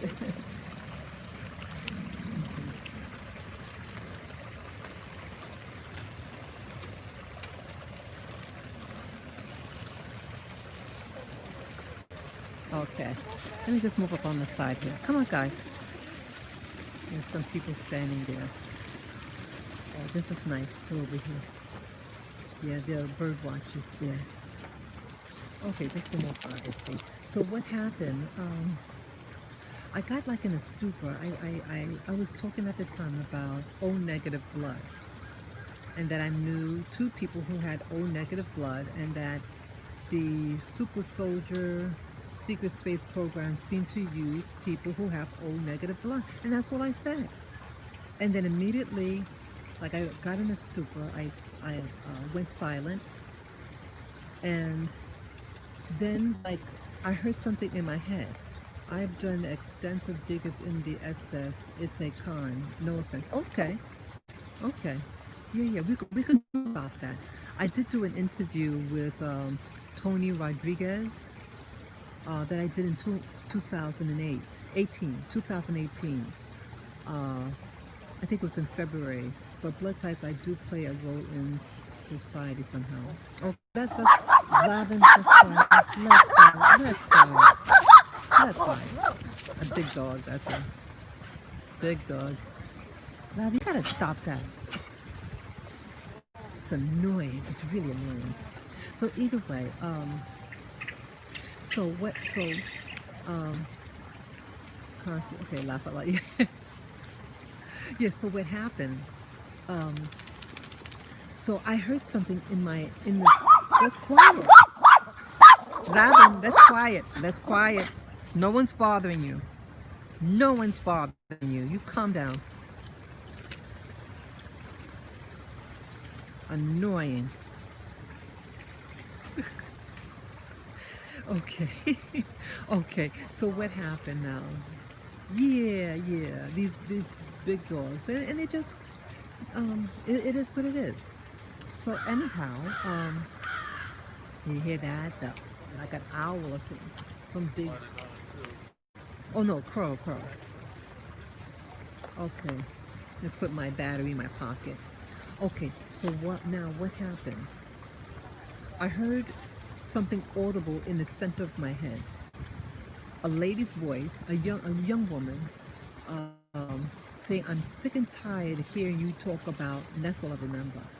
The whole phenomenon happened for about 15 seconds, and then once I heard the audible, my heart starts racing fast and hard. I tell the person, yeah, and I don't do drugs. I don't have any psychiatric history, of hearing things. But it was a American sounding accent, um, female, and pissed at me. Um, I didn't tell that to the person I was with, but I said, my heart is racing. My heart is racing. Something's wrong. So he says, okay, sit back, relax.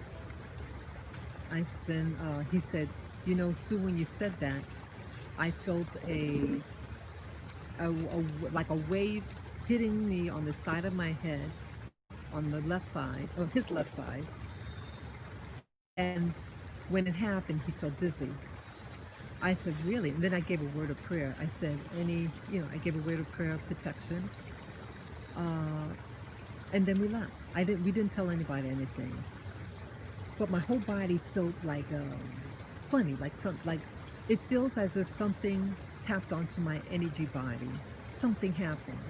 It was a charge, but it wasn't positive. Something negative. And the weather this happened in May 9th, 2018. And I felt, the cool air helped me a little bit. And I was trying to tell the person, hey, this is weird. What just happened in there? And I'm scared because I'm thinking, hey, did someone drug my food? Was there something wrong?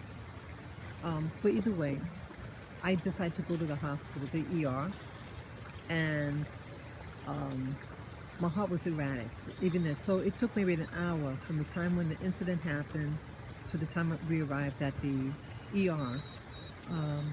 My heart was still out of whack. Because, when you go to ER, you have the person check your pulse. And he, maybe for 5 seconds, says, we're going to hook you up to the monitor. Your heart is irregular. So I was there for 2 hours. And I tactfully told them what happened, but kept it very sanitized. I just mentioned symptoms like I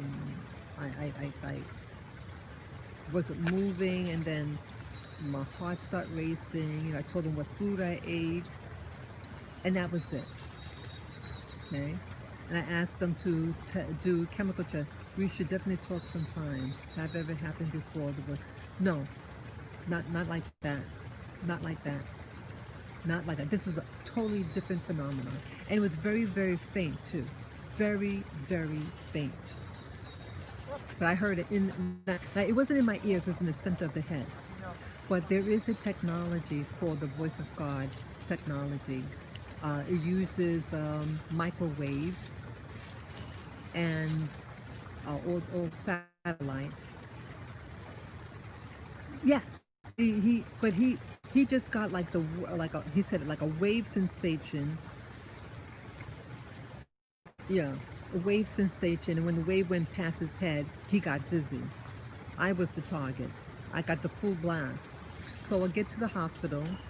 They gave a urine test, blood test, and I got the test results. All came out negative. But when I got home around 11 o'clock, I did do a video about it, but I was still kind of embarrassed. But I just, gave a general thing.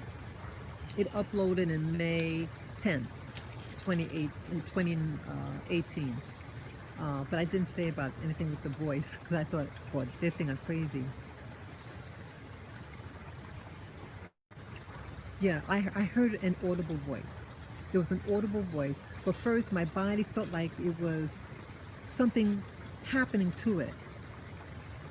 And what I think what happened, the device they were using or whatever, hooked in on my frequency and then tapped on, and she gave uh, the verbiage, and then they caused my heart to race. They were punishing me, talking about O negative blood and the secret space program.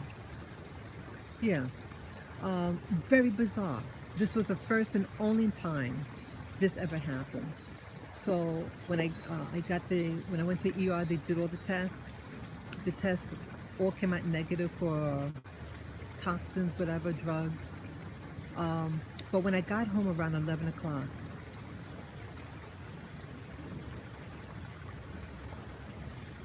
yeah, I'm sick. Yeah, they said I'm sick of hearing you talking about something. I don't remember. That's all I remember. I'm sick and tired hearing you talk about, and I don't remember what the other part was. But the only thing I was talking about was the O negative blood and the secret space program. And what else happened? When I got home, I did a quick video, and I noticed my ears felt funny. Um, then in the morning, when I got up, my ears felt worse. So I said, let me take a bath. Maybe I just need a bath. But it didn't help. Everything was echoing. The sound was really. So I went back to the ER for my ear problems. I think in both ears. Before I leave, before I left to go to get my ears checked at the ER, because I knew it had to do with something what happened the night before. I had diarrhea. I said, hey, something's going on here. Something's going on. I had the diarrhea for 1 month. 1 month of diarrhea. So I take a stool sample. My stool sample came out negative. There were no pathogens. So this thing that they did to me, I believe is some type of electronic, some device. Maybe it was by satellite. Maybe the place was bugged. But who goes to thank God it's Friday and listen to people's conversation and then zap them if they don't like what they hear? It didn't make sense to me. The whole thing did not make sense. Let me go back down here. Come on. It didn't make sense. So I know that it was a person because they spoke. Who the person was, I don't know. I don't really know. I keep a low profile. I'm pretty much, I do my own thing. I'm a bit of a loner. If this happens again, do not ever tell the hospital or doctor. Oh, exactly. Exactly. Exactly. I would never tell them that because they would say something. The whole thing lasted, the voice was for maybe 5 seconds, but the whole phenomenon from me, like I felt like I was leaning over I started hunting over, like something was taking over my body, my energy body.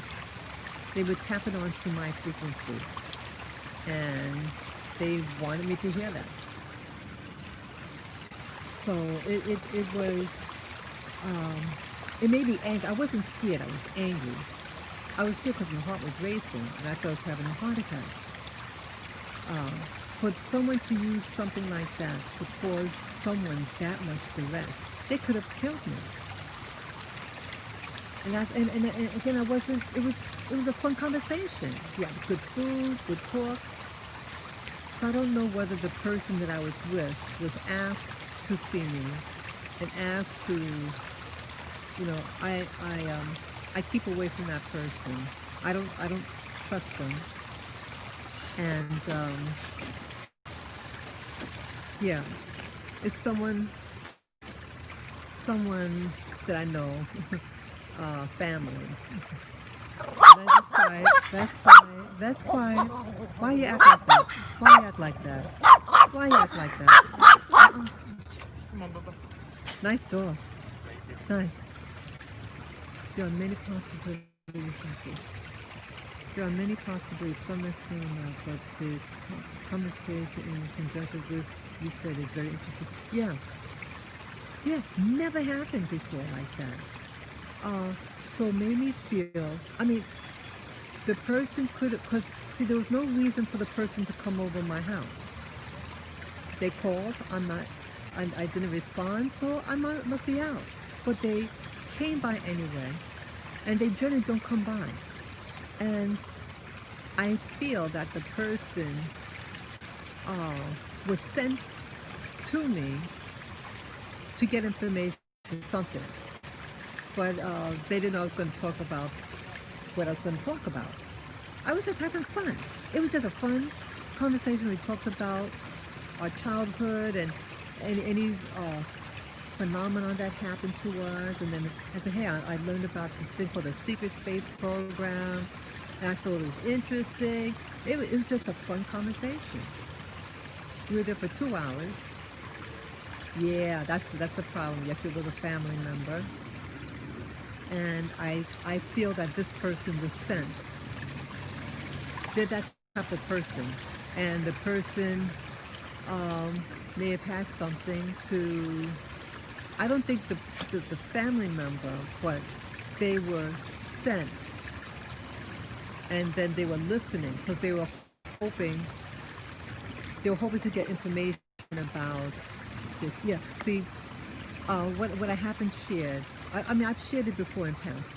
I had a family member arrested. They had molested me as a child, and when their own child came to me and told me that they were molested, I called the authorities. Yes, I don't regret it. I don't regret. Only thing I regret is that the victim, life, um, her life was messed over, and the other people involved. I feel badly for them. But I told the person, I said, I have to tell, if you don't tell, I have to tell the authorities. The fact they just showed up and don't, ready, yeah, and it's conscious. Yeah, it makes a very interesting experience. It could have been just a coincidence, but it wasn't the first place we went to, the restaurant, but we decided, well, you can't allow a child to continue abuse. You did, yes, yeah. And the person had child pornography as well. So he didn't get arrested for the molestation, but to possess child pornography.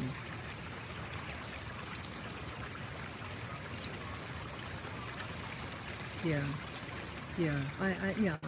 So I'm very protective over little ones. Very protective. You mess with children or little animals, I'm out, I'm going to get angry. Okay? No one came to protect me. Yeah, it's one of those things. But see, I come here now, to get my healing from nature. It's beautiful. it's beautiful. So I think that person was sent, and maybe they had a divine. I don't know. I don't know, but someone was listening to our conversation, and they were bored because wow. The more I think about it, the more I think this person. Maybe the person didn't know that they're going to be used, but some type of tracking device. The people involved that could have been involved, they have money.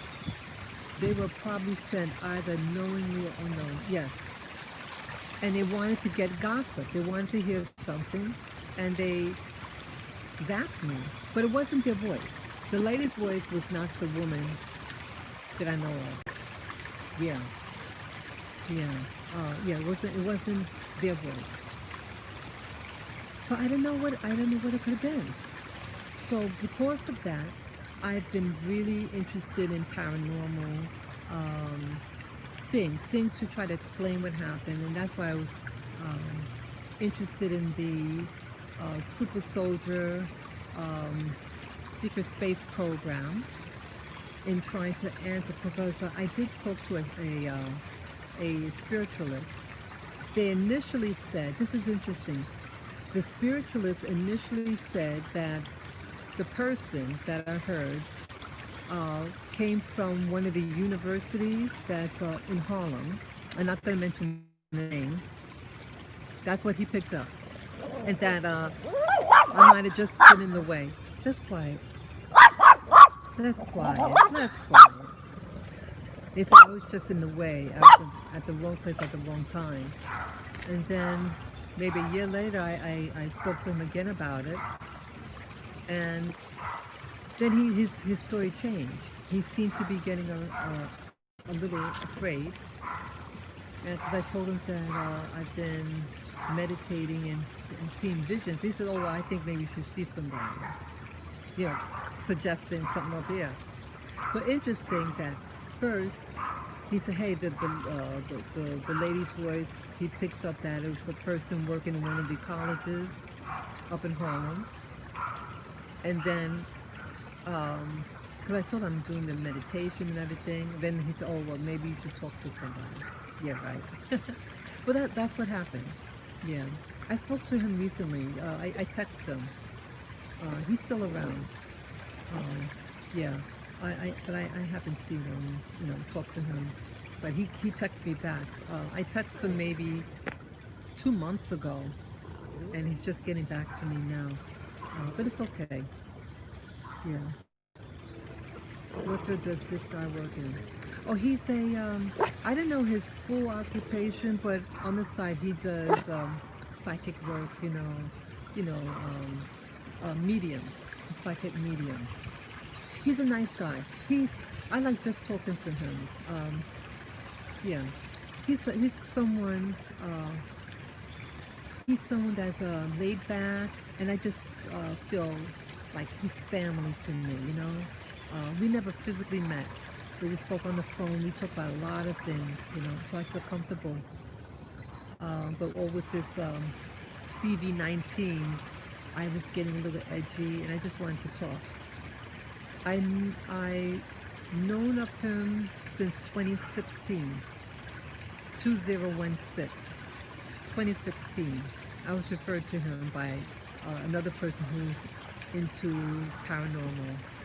Yeah, I know another person who, yeah, they're very well read on the supernatural, paranormal, ayahuasca, yeah, things like that. And she's written, yeah, I'm not gonna say anymore. Yeah, yeah, I don't say a lot about her. Yeah, 'cause I don't, you know, yeah, I don't want to get anybody in trouble. But yeah, so that's why also I was interested in the subject of the SSP because of what happened to me. Yeah, so the incident that happened to me happened in May, but I had the interview. I interviewed a person who allegedly was captured. That was in February of 2018. So February 2018 was my first interview, and then in May, 3 months later, the restaurant incident. Yeah, and that's about it of any weird stuff. Yeah. So I don't know what to make out of it. So I basically try to stay away from family. Yeah. When you have to turn somebody in to the authorities for things of a sexual nature, people take sides, and oftentimes they take the side of the pervert, and that includes women. Sometimes women side with the pervert. Yeah, so it is what it is.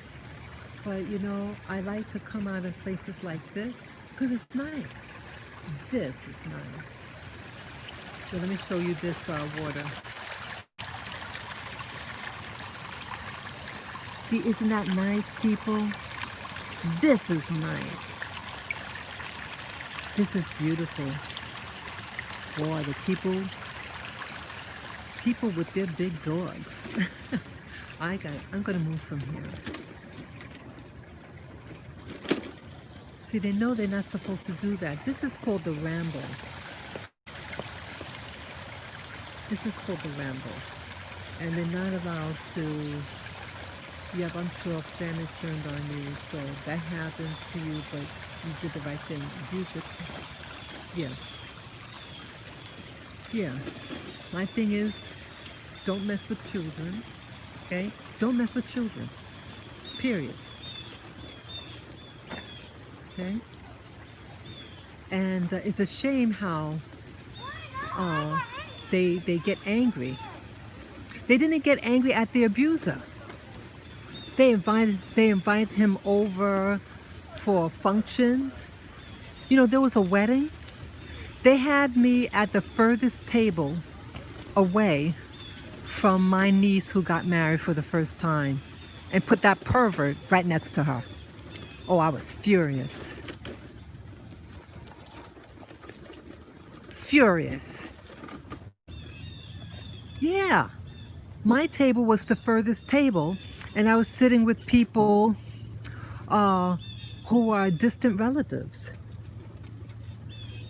So all these other people sitting closer to my niece who's getting married had a better position. So what they think of me. How dare I share the secret? I'll do it again. Yeah. See, I have no real respect for them. I don't respect them, those individuals. And now they're trying to act all spiritual. The pervert. Yep. So I say, I'm just going to distance myself. Yeah. Yeah. Yeah. People, you never know how people, when stress occurs, people really act up. Come on, baby.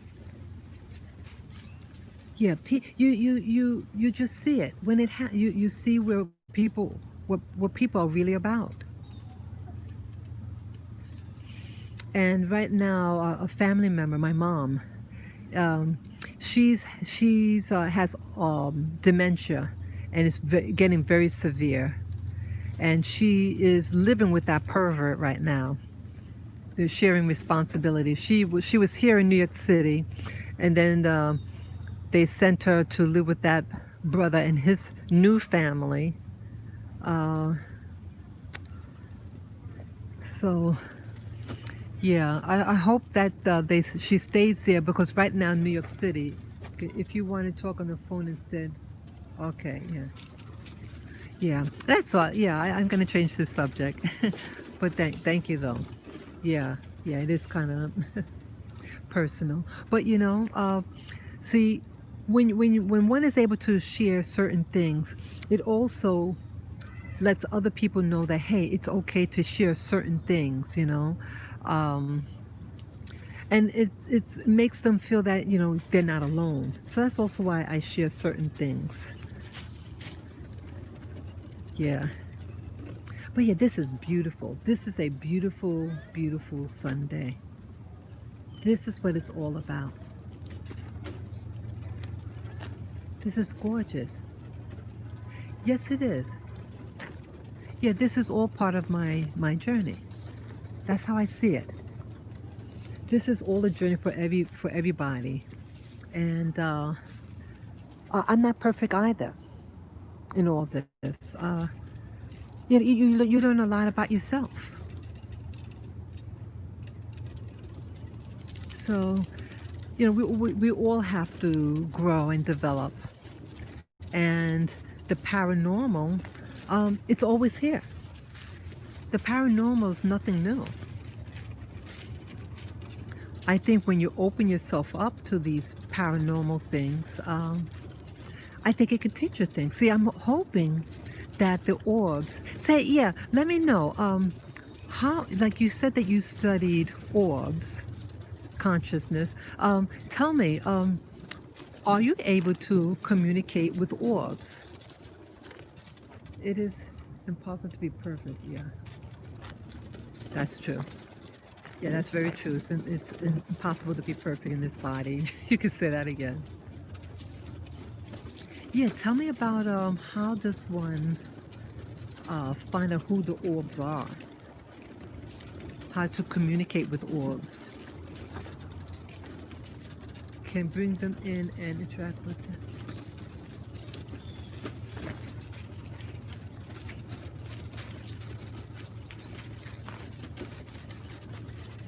Yeah, share with us. Does your channel does your channel have content on it that discusses about the orbs? Yes or no? There are no answers to true. Okay. Okay, you have strong suspicions. Okay, yeah. That's me. It's my shadow. Okay, I can't wait to look at it when I get back. It should be really interesting. Yeah, I have a playlist of, I think I call it metaphysical or metaphysics playlist. And I also have a vision and dream playlist as well. Yeah, I have a very extensive uh, playlist of things I thought were interesting.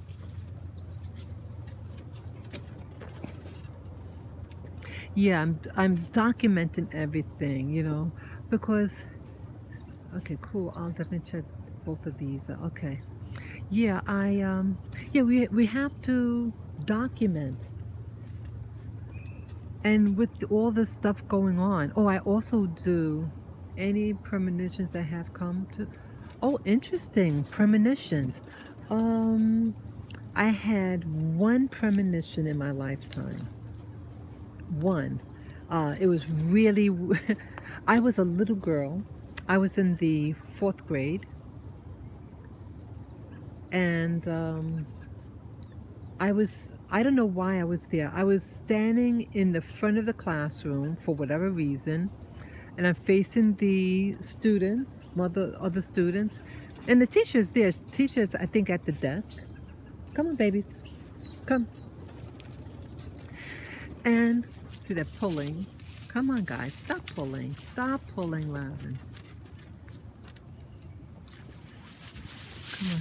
Come on, Lavin. Just stop pulling. Come on. Look at him. So I don't want the thing to fall off. Come on.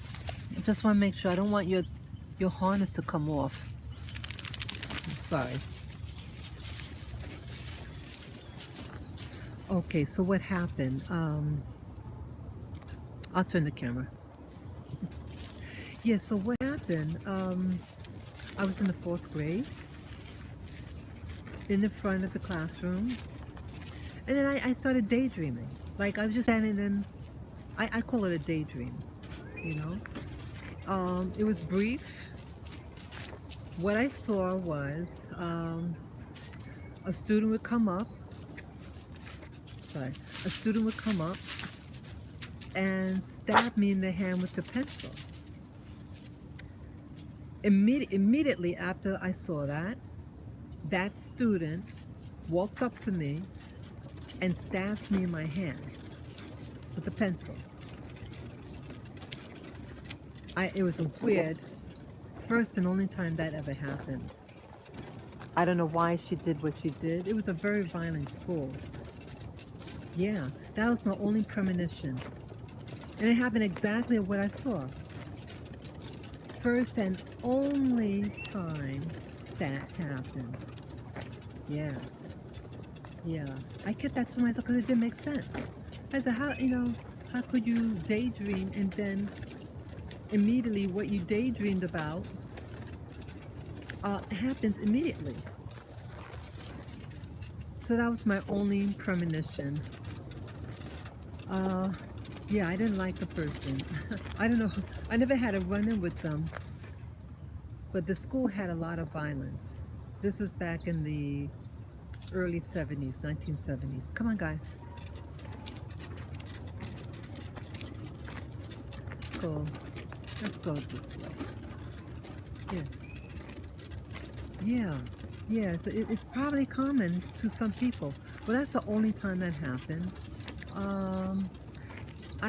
Let's see, I had another phenomenon that happened to me. Weird. I went to a store, and the store you have to like step up, you know? Like sometimes you could just walk right in, it doesn't have like a step.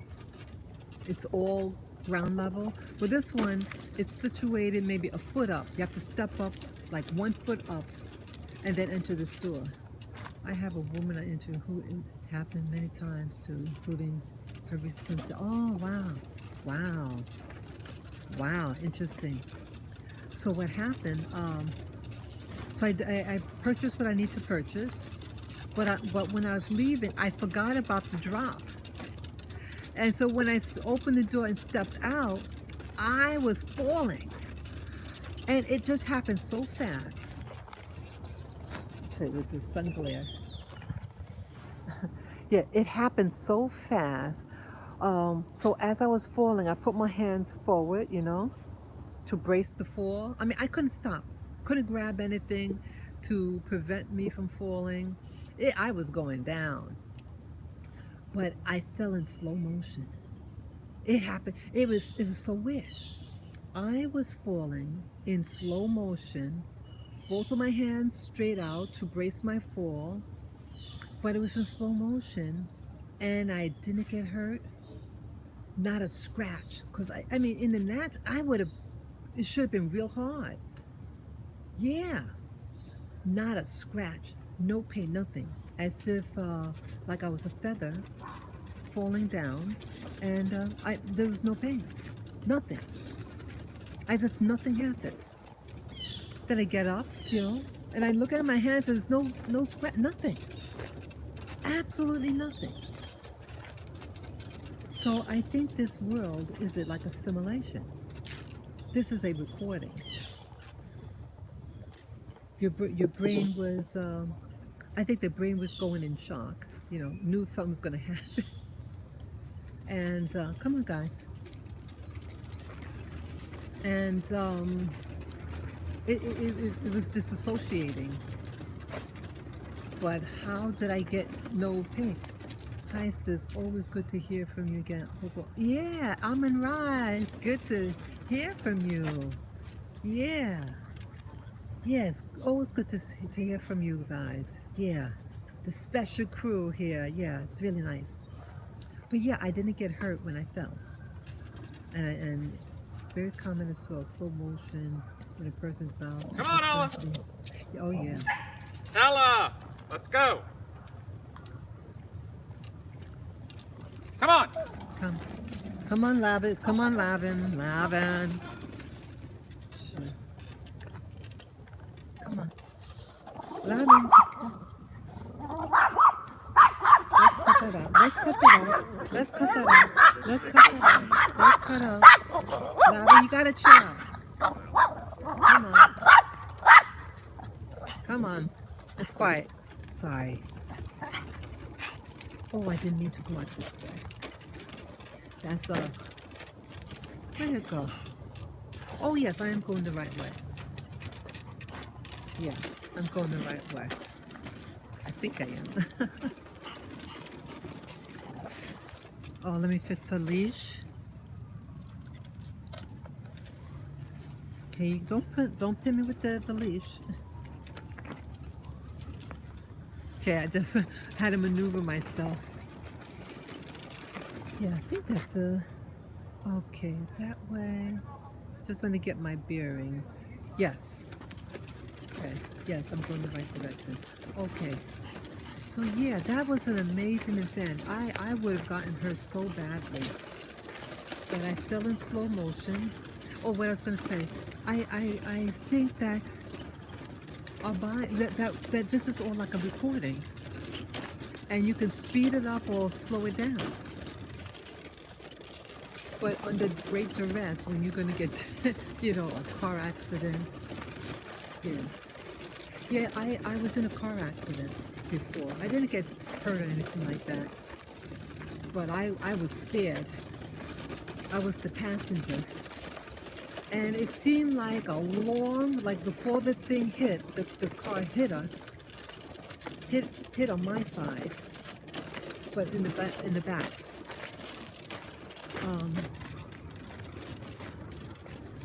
The person is going to hit us. And it seemed like a long space in between. Like almost like 5 minutes. And then the thing hit us. But I know that can't be, because I know that I saw it in the corner of my eye. It happened so quickly. And yeah, it seemed like 10 minutes. 5 minutes, 10 minutes, yeah. And then you feel like a thud. Boom! And then the car slid. Yeah, and then the car got out of control. Yeah, that was a really close fall. That one, because the person was lost control of the car and was running into, going to hit a pole. Either hit a pole or hit the wall that was right next to it. Yep. And they turned just in time. The pole just slightly scraped the side of the car. If they didn't do it, we definitely live in a simulation of some kind. It's much more controlled here. We've been led to believe. Okay. Yes, let me read this last part. We led to believe and free will what we think at all. Isn't that something? Yeah. There's something behind the system. Yeah, so we're able to engage in things like this, but in time of duress, when an accident. Yeah, it's a weird feeling. It's like you feel more people without the drug leash.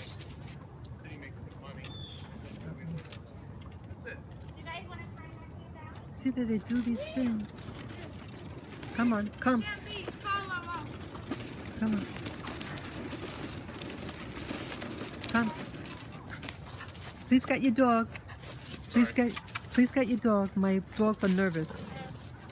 Okay. Come. Okay. Come on. Come on, baby. Come on.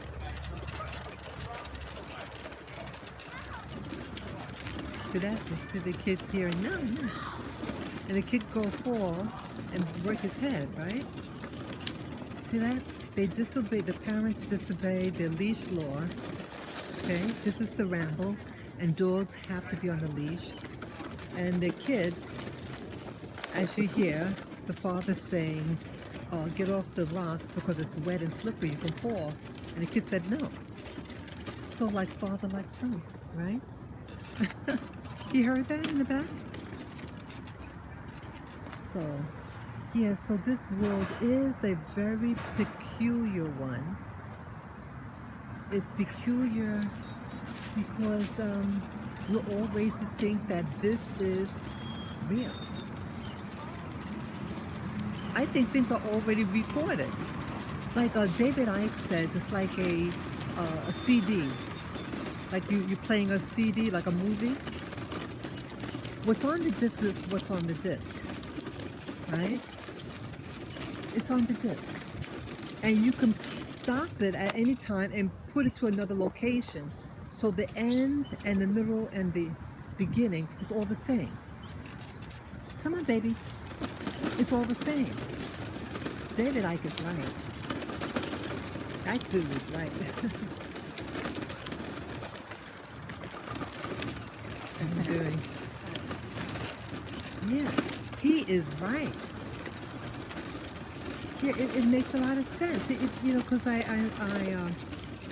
told, I even saw myself, what was that, maybe 2 weeks ago? I was doing a meditation, I think in my room, my bedroom, and I saw a person walking past a window, and the side view, and then it was me. And then they turned and looked at me. And then the thing stopped. I had a serious look on my face. Yeah, I didn't look happy. Or maybe I was you know. Yeah. Come on. Come. Yeah, whoa. Yeah, I had, I saw, it was an outdoor scene. The person was outside, daytime. I could, it seemed like the weather might have been cold or something because I had on some type of outerwear and then I had two things on my head. Like I have these head scarves. Because I've never seen two colors. Like it was one on top of the other. I saw this. It was for a split second. So I couldn't really tell what I was wearing. I knew that I had outer clothes on. I mean, I didn't expect to see anything. Come on. You want to go? Okay, you want to go. I'll put you in the stroller. Okay. That's Liddy. Did I put you in here? Okay. Okay, I'm going to put you in here.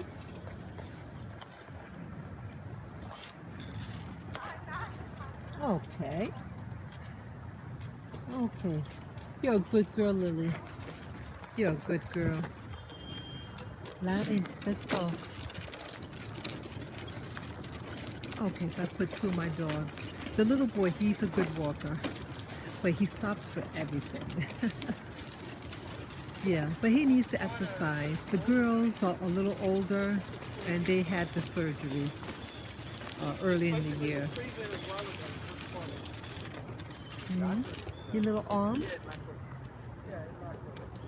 When you get your arm, just get her arm out. The leash was around her arm. I wanted to remove it. I just want her comfortable. But yeah, that was the latest one that I saw myself. It was just for a split second. And I saw myself again maybe a year and a half ago. I was in my bedroom. It was on a Saturday. I was extremely tired. My body was tired. And I just stayed in bed all day. I didn't feel like doing anything.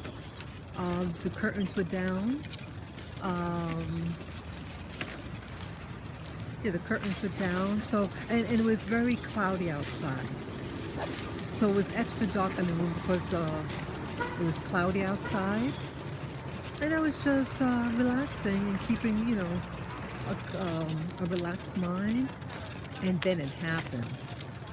What I saw next to me, like I'm lying down, my eyes closed, but I see myself staring at me. The only thing, the person that looked like me was illuminated. Like, cause see, the room in the natural is dark because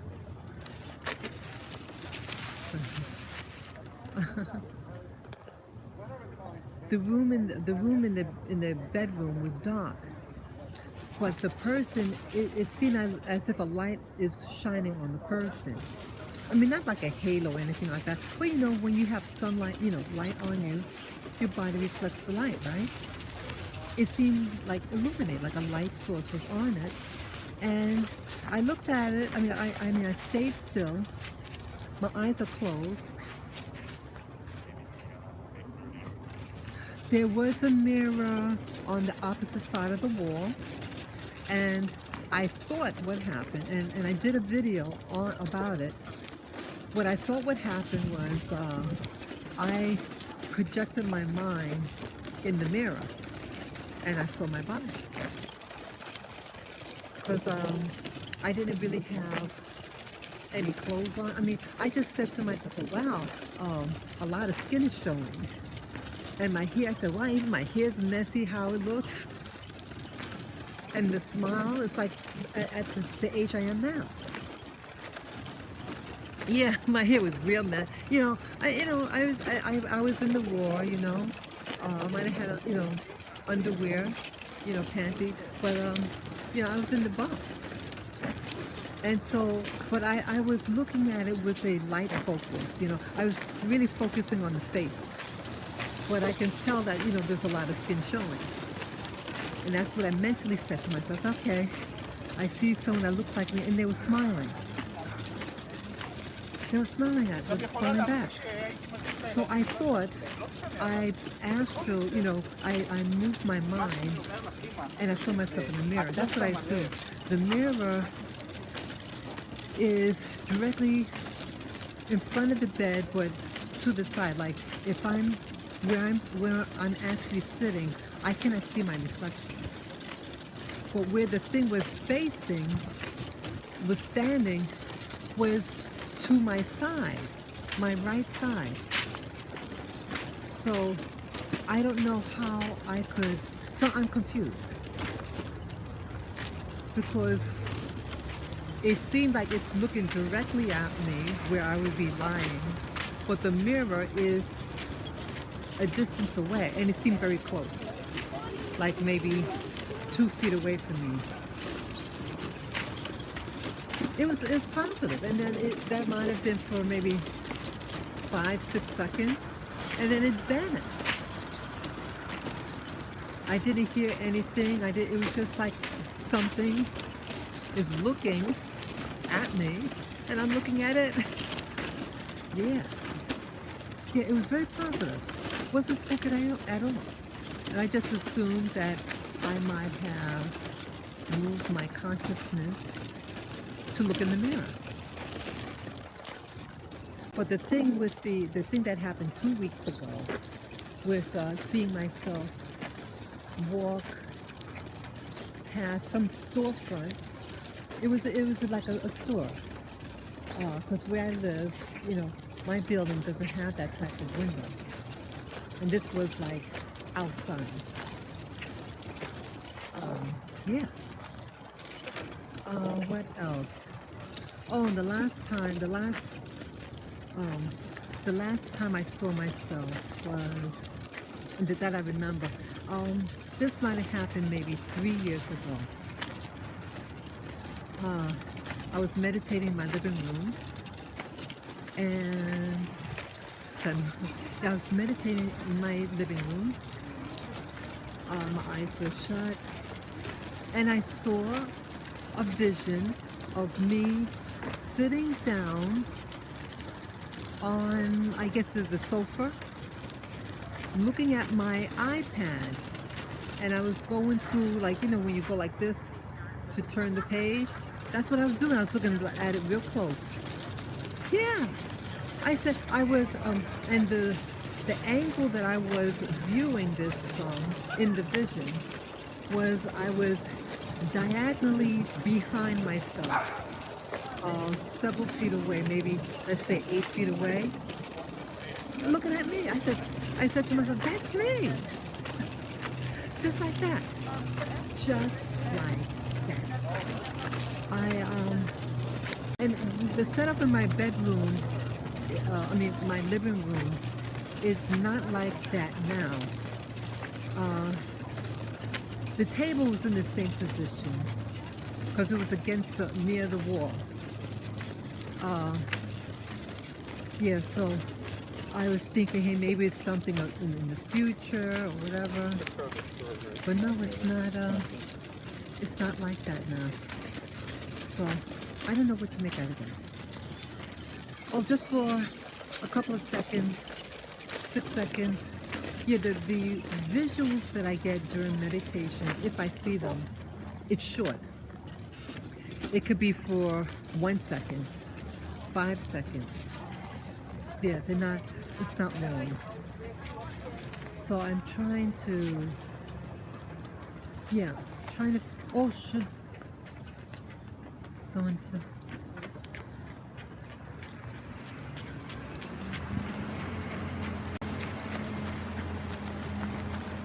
someone fell, I'm sorry, someone fell.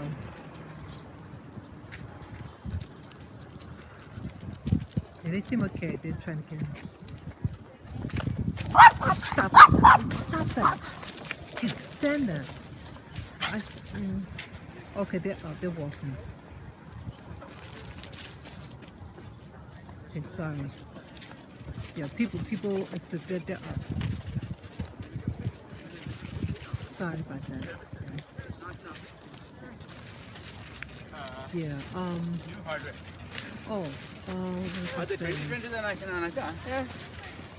Yeah, so that was the last time I saw something. That one might have been 3 years ago. 3 years ago. Yeah, it was really interesting. Really, really interesting. So I'm wondering, you know, like a CD movie. These things might be already pre-recorded because you ask yourself, where are these things stored? Appreciate the details, yeah. Because you have to ask yourself, where are these things stored? These things you say, it's data. Everything is data. And it has to be stored because I was able to retrieve it. And why that was retrieved, because I was just relaxing. It's not like I said, oh, I want to see myself. No, it was just, I was relaxed, eyes closed, and what happens, happens. So data is being stored somewhere. As I say, everything is a frequency. Frequencies don't die. That's how these people who, what do you call, like mind read, what do you call it? You know, people, what do you call them, mediums and stuff. When they like see something, that's data that's stored somewhere that they tap onto. That's what's happening. And like David Icke says, it's like a CD, beginning, middle, and end. It's all the same. They all occur at the same time. It's what you call it point of attention. Oh, let me tell you about this with regard to point of attention. With this camera. Point of attention. Oh, what's that now? Oh, what I was going to say about point of attention. It'll come to me later on. I don't remember. Something about a point of my opinion is that these things are part of us, or a false construct that is assembled. Okay. I'm trying to remember the thing about a point of attention. I know point of attention is what you focus on. Oh, I remember now. I did a point of attention during a session, a meditation session. I think I have what they call beginner's luck. And then when I try to duplicate it, it doesn't come about. See, when you don't know what to be afraid of, you're more open to things. And then when it happens, you get, yeah, when it happens, then you get scared. So what happened? My official, like, what do you call it, where you have your prayer stations? I have I have it set up just with my crystals and the chair and all that. But either way, yeah, it happened when I least expected. Yeah, definitely. So what happened with this point of attention? It was a deliberate attempt to see something. I said, because again, I explained that I was curious about the secret space program and the super soldiers. And when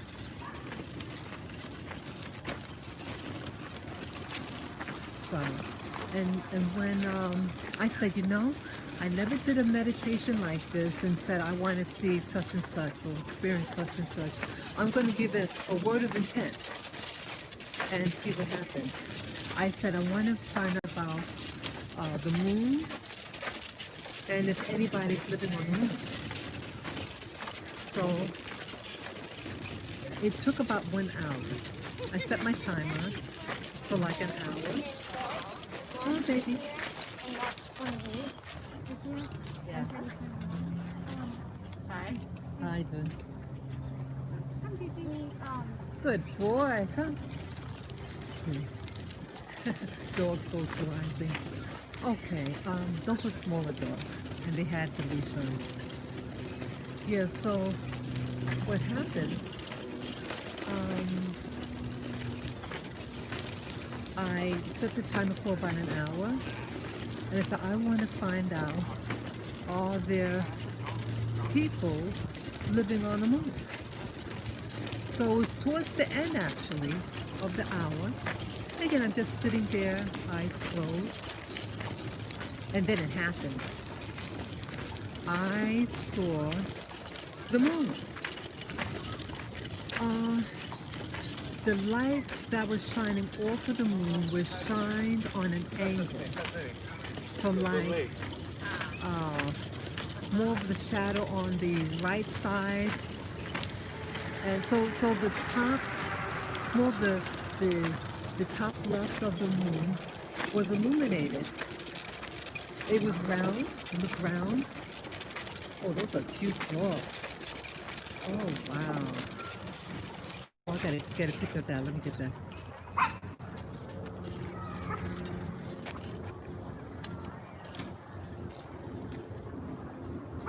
What is that? What type of dog is that? oh my goodness, how cute! Your dogs are adorable. What are they? They're miniature Shih Tzus? That's a Shih Tzu? Is that one? That was a Yeah, Shih Tzu, this is right? a Shih Tzu. Oh my God. Hi! I What is never this saw a one? Shih Tzu like that. Looks like a Tibetan. Oh wow. What do you, oh, that's a Pekingese. Oh, that's what everybody thinks they're a Pekingese.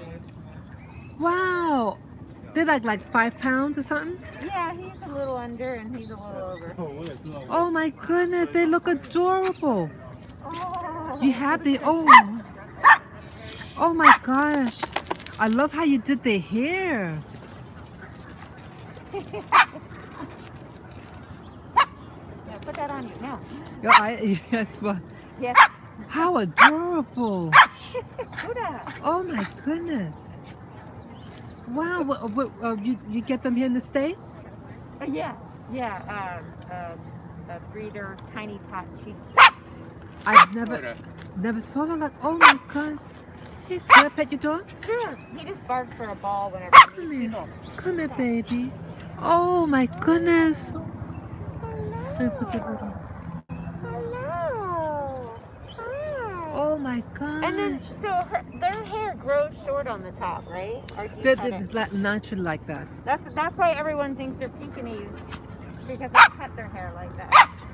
Oh, they're adorable. Oh my gosh. They're absolute I have it. colors. Nice. Hi. I like how you did the hair. I used to grow the dog, the hair like that, but I found it hard to comb the feet. Yeah, so the feet are. Yeah, it's like you're trying to comb the leg because it's so short and they go like that. I cut the hair on their legs a little shorter Oh, it's to make adorable. it easier. I know a friend of mine is funny. He keeps his short and only the legs long, and I'm like, that's Yeah. the hardest part I Oh, find. that's how I have hers like that. Sometimes I kept the body short and the legs a little fluffy.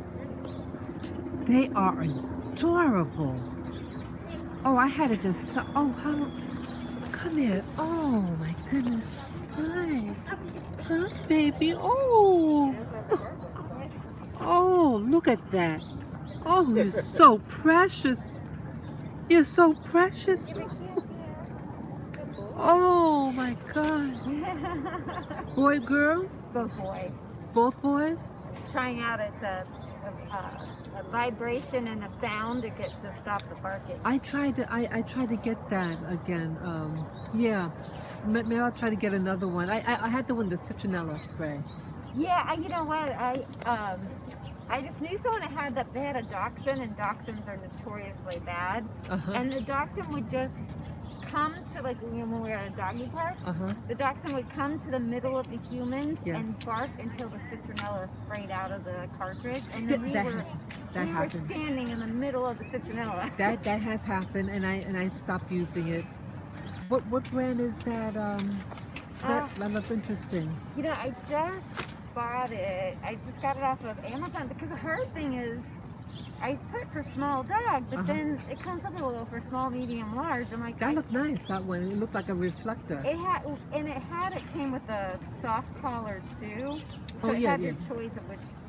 But I gotta cut it. I just literally walked out the door with it. Oh, nice. Because my little boy barks at every dog. He's social. He's a good boy, but he's he is what he is with dogs, big dogs, and Well, he does that with the ball, and it just, for me, it's annoying. yeah, it is, and it's embarrassing sometimes. Yeah, what is the name of that product? I'm looking it up for you. You groom your dogs so nicely. Oh, thank you. They look gorgeous. The color is beautiful. The brand is Offen. Authen. Like, instead of author, Offen. Oh, T-H-E-N. Authen. Orphan. Yeah, it looked like that. So you had a choice of which one you put on it.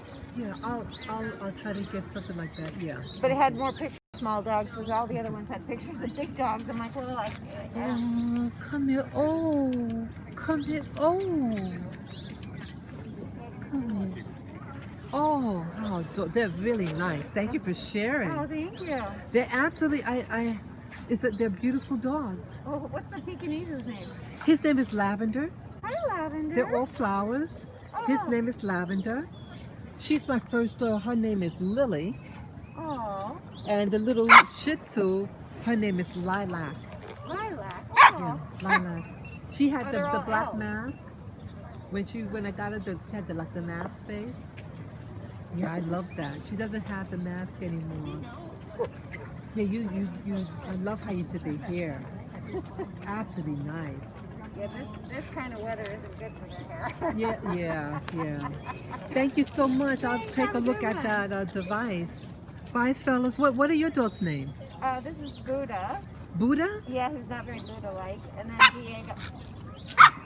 Diego? Oh, see, did you just hear it? You said Diego? Diego, yeah. Very nice. Oh, you heard that bell, didn't you? The bell. Oh, So nice. Thank you so much. Unless it's a sound we can't hear. Folks, I had to see that. So I want to get the product. So that's okay. So I have to remember where I saw that. Okay. Beautiful. Yeah, I haven't seen Shih Tzus that look like that. They said they were miniature Shih Tzus. But small dogs like that, they have joint issues. So here my little girl, Lilac, twice the size, but so the joints could easily get dislocated. That was adorable. I had to get that. What was I talking about now? Oh, with the different worlds that the point of interest I was talking about. Yes, I was mentioning about point of interest and that I saw the moon. You saw the craters. It was clear as clear could be. Trying to get the okay. Yeah, because the sun is reflecting off the screen, so it's hard to see myself or the messages. Beauties. Hi. Yeah, so I saw the craters. It could have lasted maybe 10, 15 seconds. I said, oh my God, that's the moon. You saw the holes. It was a grayish color, like what you see on TV. Grayish type color.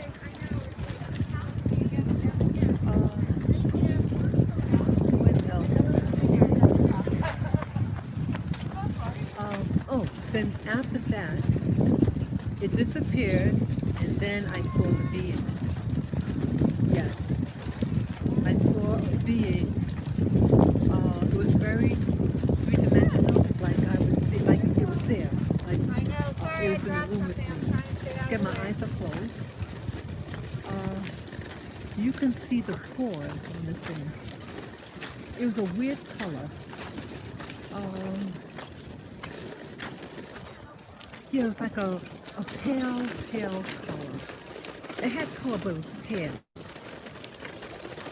You know, like parts of your body, you know, those people who are color and those parts of your body that doesn't get any sun, it's like a pale color.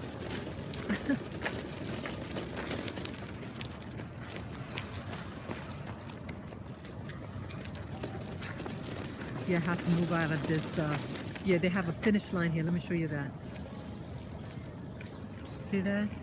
That's a finish line. So I have to, you know, so I wanted to stay away from that finish line. Oh, okay, she wasn't going. Yeah, so I don't want to get in the way of the finish line. Yeah, there's a 4-hour marathon. I mean, 4-mile marathon. Saw it with my eyes and filmed it. Others have seen it as well. Always I've... Okay, wait a minute. I see a message again. Okay. Always I've concluded the moon is definitely not a physical object. Okay. Yeah, so I did see it in the vision, and the being was pale.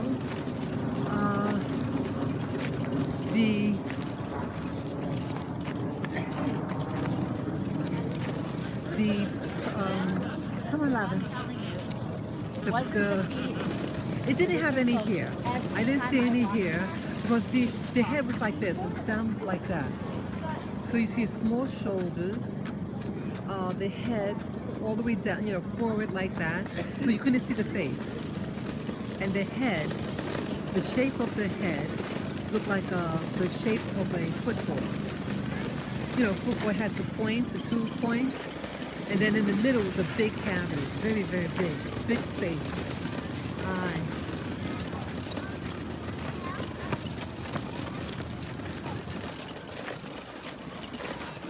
So, yeah, the back of the head had these ridges, like, the skin seemed very leathery, it seemed thick. It had a thick texture to it, even though I didn't touch it, but it just appeared, it seemed like it had a thick, leathery skin, and these grooves, these thick grooves on the top surface of the scalp, and it ran across the head in different patterns. It was maybe the bands were alongside the top of the head. Could have been maybe a ½ inch wide. And you see it. And then I said to myself, mentally, please do not raise your head. I'm not ready to see your face. Please. And it stayed down. And then it disappeared. That, again, that might have lasted maybe 6 seconds or something. Yeah, not long. And then it disappeared, and I stopped the session. So I did try to do another, maybe a couple of years later, another mindful meditation or point of attention, and say, I want to see such and such, or find out about such and such. I wasn't able to do it again. I think the thing with the moon, I got afraid. So I didn't see anything again. But maybe at a later time, since now I'm seeing the orbs, so maybe I could see, let's see, don't want to interrupt your story, but whenever you get a moment, stroll up message at 9:25. 9:25. I think you saw part of the message. Already a kinder 9:25. Let's see. Okay, it doesn't have the time.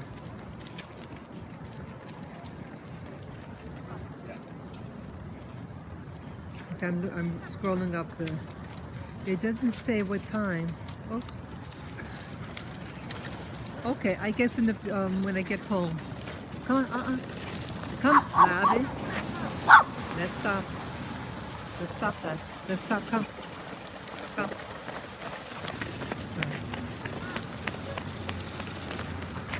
Okay, start at message where it says feel. Oops.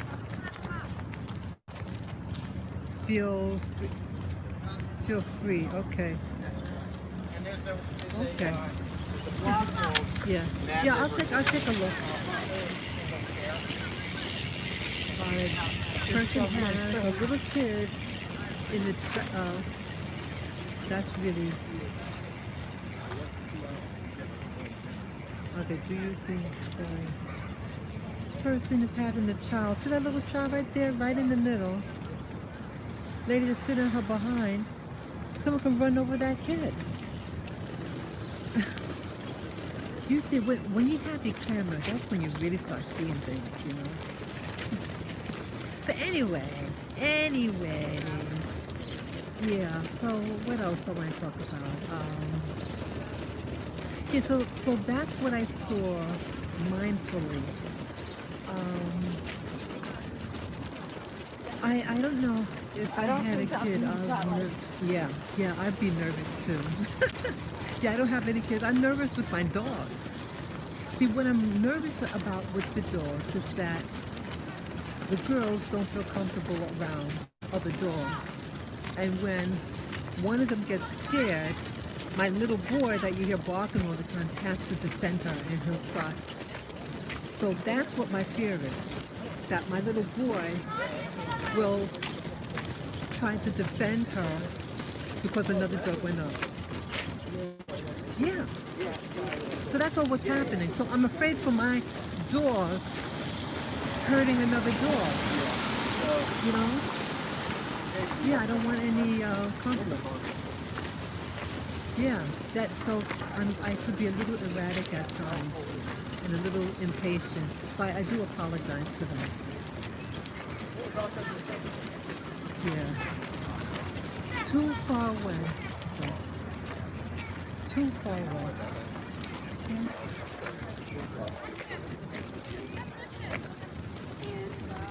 Okay. I mean, these are things that you hear. Yeah. You hear, but you don't necessarily listen. Yeah, I don't know what I got her. Let's see. Yeah, that lady. Okay, now the child is 5 and on. Okay.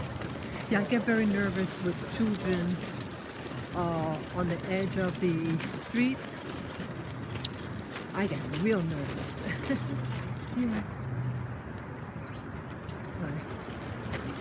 So yeah, I think now that I'm seeing the orbs, they're coming for a reason, and it could have been because I was doing the meditation, because again, it was around my birthday. And interesting, 2 weeks before my birthday, my eyes had like, it felt like something was fluttering near my eyes, right at the base right there. And I think it was mostly that eye. but also did that eye too. So I'm wondering whether, so I was wondering whether, because my birthday was approaching, whether the visitation, and I was all, yeah, so then I started to do the meditate, at the mirror. I did that, yes. I'm not sure which one came first. Bouncing around, I don't know just definitively which one came first. Yeah, because yeah, I could have been doing the meditation by the mirror a few times. I don't do it all the time. And then I noticed my eyes were fluttering, and it started 2 weeks before my birthday. Yeah, it could have been. And so the day that I did so last week on the 8th, December 8th, 3 days after my birthday, I decided to do a meditation by the mirror. And you could see them coming out of my room into the living room where I was doing the meditation. The mindfulness by the mirror. Yeah, that one I have to somehow get up, get on. I'm not able. The information's on the body cam, but I cannot get it off of the body cam onto the computer. I do not want to erase it. Yeah, so what I might do, when I get home, I'll go to that electronics store and ask them for help. Yeah, I'll get another port, the plug. I'll get another one, because maybe there's something faulty in it. I don't know, it just was acting stupid. Like it was like a short, like something like disconnected. It wasn't a full connection. And that's all it took. And it interfered with my making the video. So it broke the screen. And I tried to re-upload it, to dismount it, and then put it back in. It just wouldn't help. Yeah. So I'll do that. Isn't life interesting? Isn't life interesting? I would love, what my thoughts are? I would love my own property. I never owned property before, like a house. I love the idea of having a natural house, a house made of non-toxic material, and permaculture garden, an edible garden at that. I want to have herbs for cooking, fruit trees, everything that could grow. I don't know where I would want it. But yeah, I would like a property so my little dogs could walk around. Yeah. That's my fantasy. Yeah.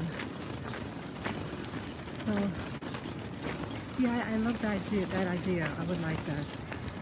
I'm gonna put my little boy in the stroller now. You did well. My little boy, look at him. Isn't he handsome? He's so handsome. All the girls like him. I'm going to put you in here.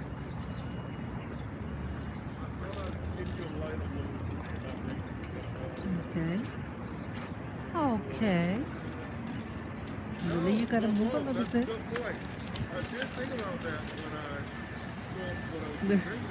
Lily's not moving.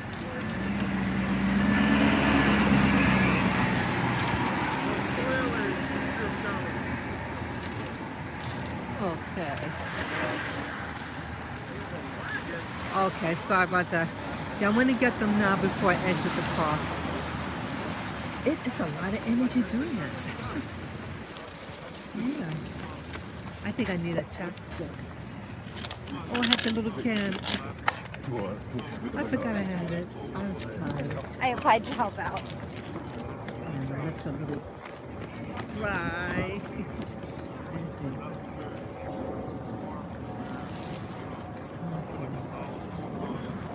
It is absolutely gorgeous out there.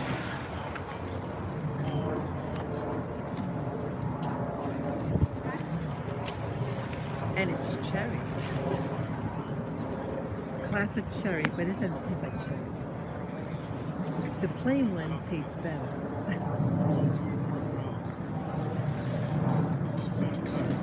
Come on. Yeah, it is nice out. Oh, I'm gonna want to see this time. Yeah, it is so beautiful today.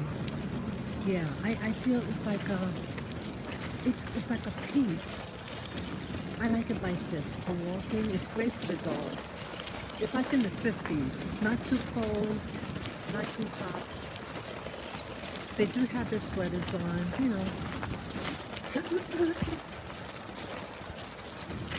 Yeah, I would love my own property.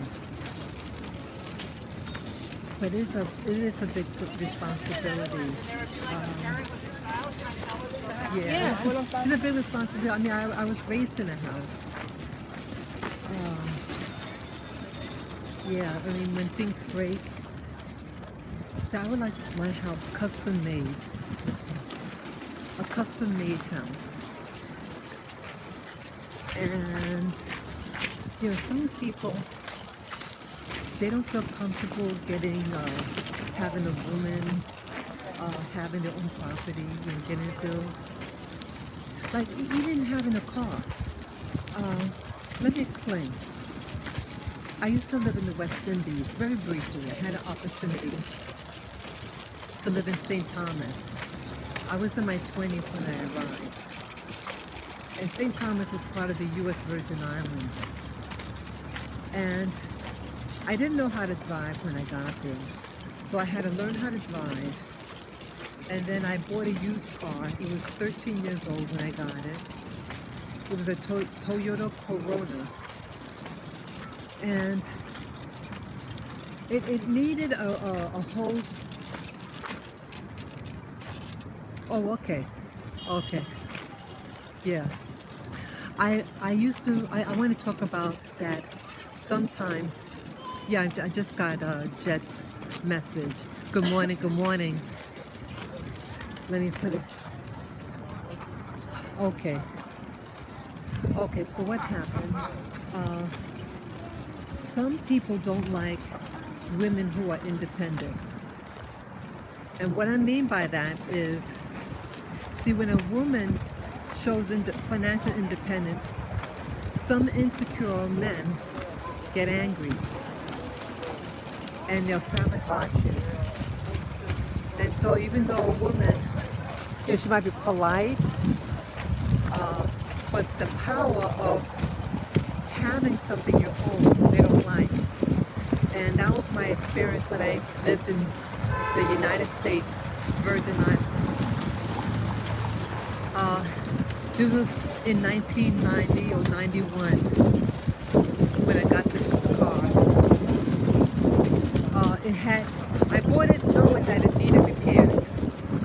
So I said, okay, I'll buy it. I did do a test run. I did do a test run on it. And I just thought, okay, just get it repaired. And the men didn't want to repair it.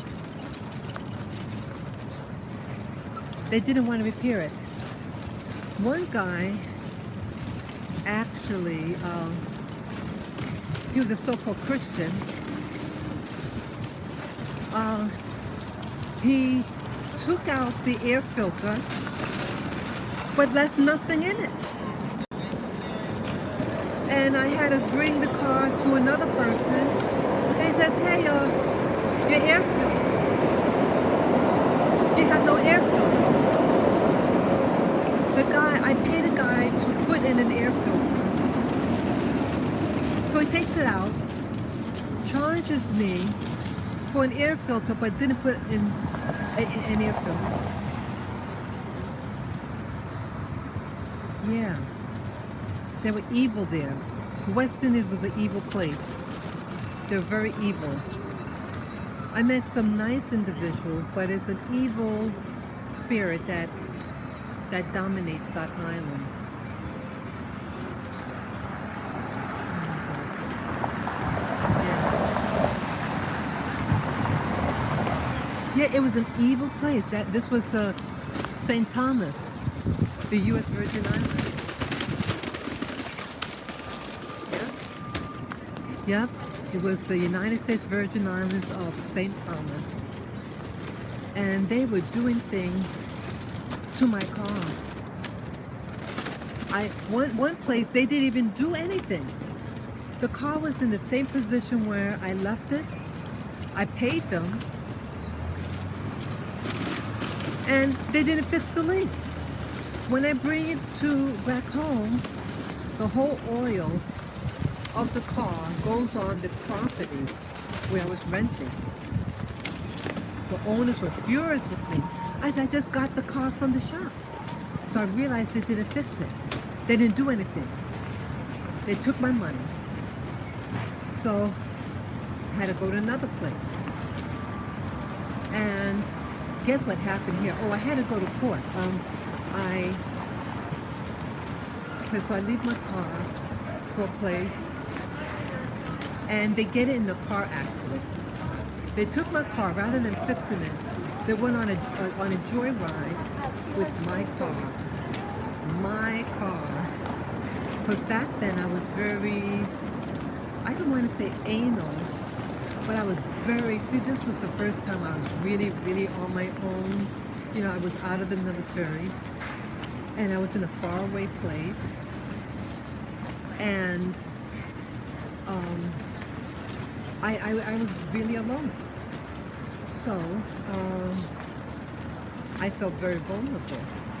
So what happens, let's see. So this one place, well, I kept a record of the mileage because I was losing a lot of oil. So I kept a detailed log of where I go, the mileage, and when I filled the car up. And so I had that in my car, in the glove. This idiot, they had this teen, this young person, to use he was using my car without my permission. The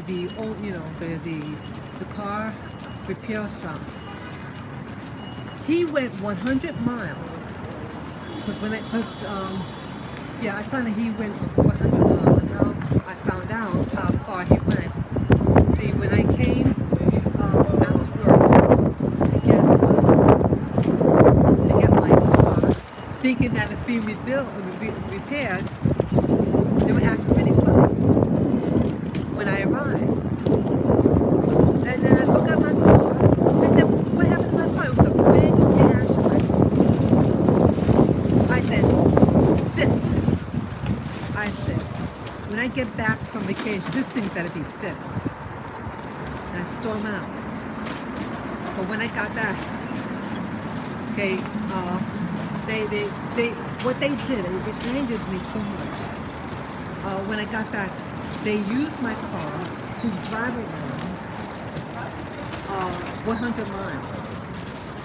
Because I checked in the glove compartment, the record, and I said, wow, this thing, and I calculated it's 100 miles. So they're evil people. Evil people. And, so rather than repairing my car, they use my car, because see, they don't respect women in the West Indies. The Anglophone West Indies. Really evil people, in my opinion. They're into religion because they're nasty, really nasty people to live with. So anyway, but some people are nice. I've met some nice individuals, but as a culture, it stank. The hardworking people, but the dishonest people. and the men hate women. The men are misogynists. They don't believe that a woman should have a car. And this is just in 1990 or 91. 1990, 91 this happened. So this is not all that long ago. I met a woman who she was riding me home. This was before I got my car. Before I purchased a car, I should say. And it just so happened that my neighbors, the guy and the lady, were boyfriend and girlfriend in their early days. And she told me on the side, like when we're driving me up the hill, the guy comes out and found him around. But I didn't know that they knew each other. So the next day at work, this was a co-worker, the next day at work, she told me, she said, he was my first boyfriend, and he didn't allow me to drive. He said that I'm not supposed to drive. He just wanted me to get a car. He was controlling. Yeah. So you're 20-something years old, young girl. I mean, they don't have buses. It's like living in Texas, and someone says, "Oh, you can't drive. You're not supposed to drive. You need a car. You better have a vehicle." So yeah, that's the mentality of some of the men. And he was raised in part in the Navy. So it's a cultural thing that they like to control the women, and they want something over you. There is also abuse. I had a co-worker. I didn't know her well. She was murdered by her boyfriend. I saw her that Wednesday. That Sunday, she had a court order. The court order for domestic violence was, that he wasn't allowed near her. He was to leave the island. He goes to the airport. Then for whatever reason, he decides to come back. Somehow he manages to get inside the woman's home, takes a hammer, and kills her with the hammer, with the young child there. They had a 2-year-old child. So the 2-year-old child most likely witnessed everything, right? It's a control thing. And I think it's a post-slavery syndrome that if we can't have you, if master can't have you, I'll kill you. And that's the mentality there. I didn't know that they were like that there.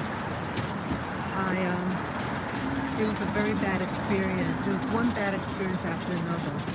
The men and the women there, they have a jealous spirit, very insecure. And I was a very young, svelte female, no kids, not married, and the people some of the women felt threatened by me.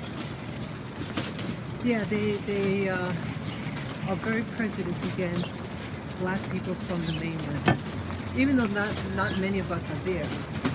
But they like to kiss ass to white people. They love white people, and they kiss ass.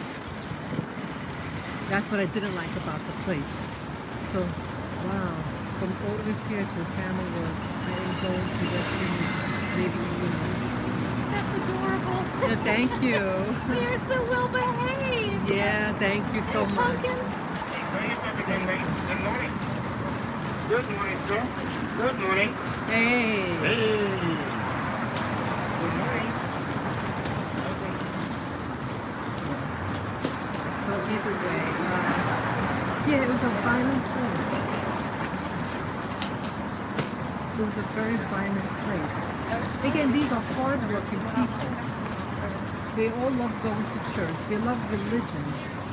Religion for them is a bondage, and they network and they try to recruit and take other people's church members to another church. They have that mentality. It was awful. I had a lady, this was when I first arrived, within a month. She invites me to church, and I thought, oh, that's nice. So she picks me up after work at my place.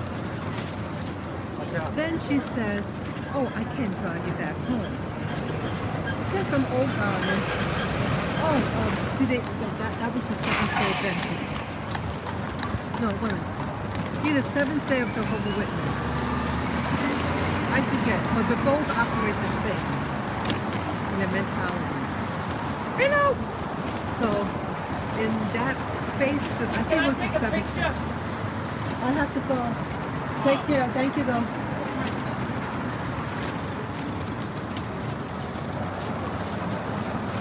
Oh, okay. Sorry about that. Oh, okay. Dang, I just saw that message about getting a mic. Yeah, I had the earphone. Okay. The problem is with the mic. Now, I had the thing for the ear with the built-in mic. But when my phone loses power, it only has that port. Yes, the other hole for the mic is broken, and they will not repair it. It's an outdated model. Yeah, so I have to do it this way. Yeah, but good idea. Maybe in the future something else might come up. So yeah, the place, the religion there is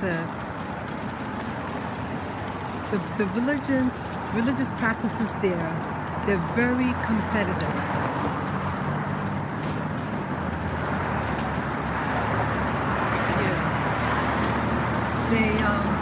Yeah. So the lady invites me to church, and then from church, oh, I can't bring you home. I have to go somewhere. That's being very irresponsible. And as a woman, you take a woman, you bring her right back. But see, this is a game that they play. Because see, they're to get a man, an old man, to like mentor me in their religion. That's how they work. It is either, I think it was the Seventh-day Adventists. They're very, very popular there. Very cult-like there. Very, very poor, low morale, very poor morals. Yeah, I kid you not. They have no morality there.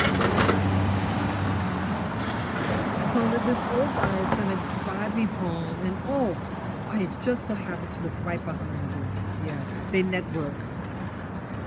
Yeah, you don't put a woman in a car with someone that, a man.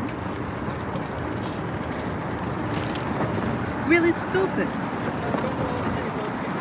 Yeah. This taxi driver tried to attack me also when I arrived.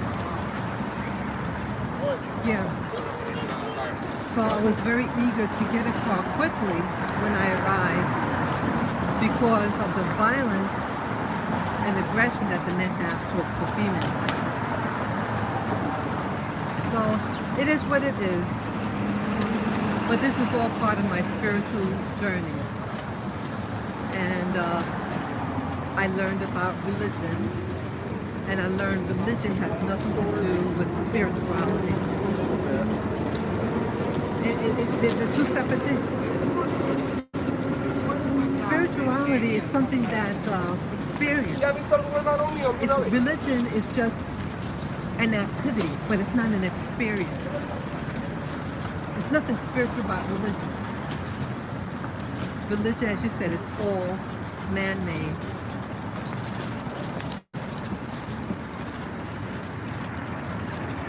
And I hate it.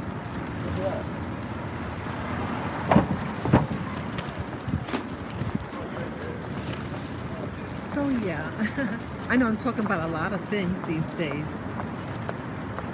Yeah, it's beautiful out. Yeah, it turned out to be a really, really nice day.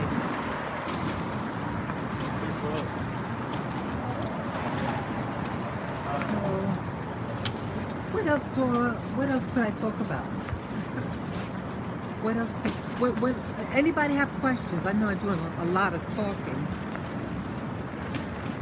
What questions do you have pertaining to the things I mentioned about?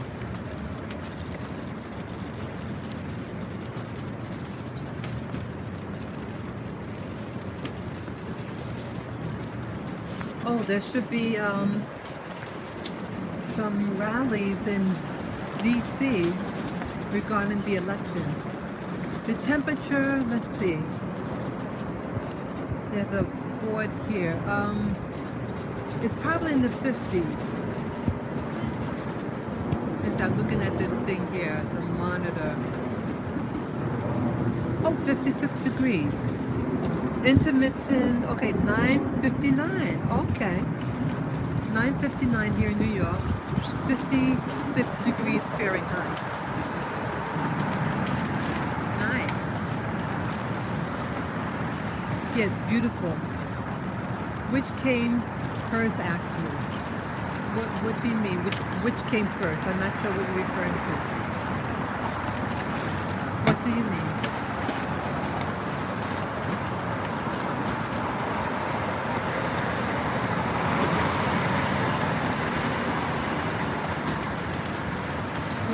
Oh, okay, I must have lost. Okay, let me check. How you doing? Okay, let me see, I'll scroll up.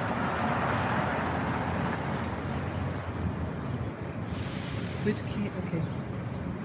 What got you into researching the paranormal? Was it curiosity or an experience? Oh, okay. Okay, I thought I explained that. I'll explain it again.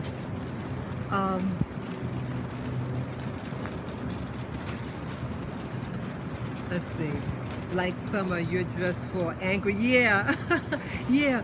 See, I left here. I left to do my walk today at before sunrise, so it was a little cooler, and I'd rather overdress than underdress. But yeah, I look like I mean, people. I mean, it's a light jacket, you know. But yeah, I'm covered. Yeah, especially with this COVID, I don't want to get when my throat gets cold, I get sick.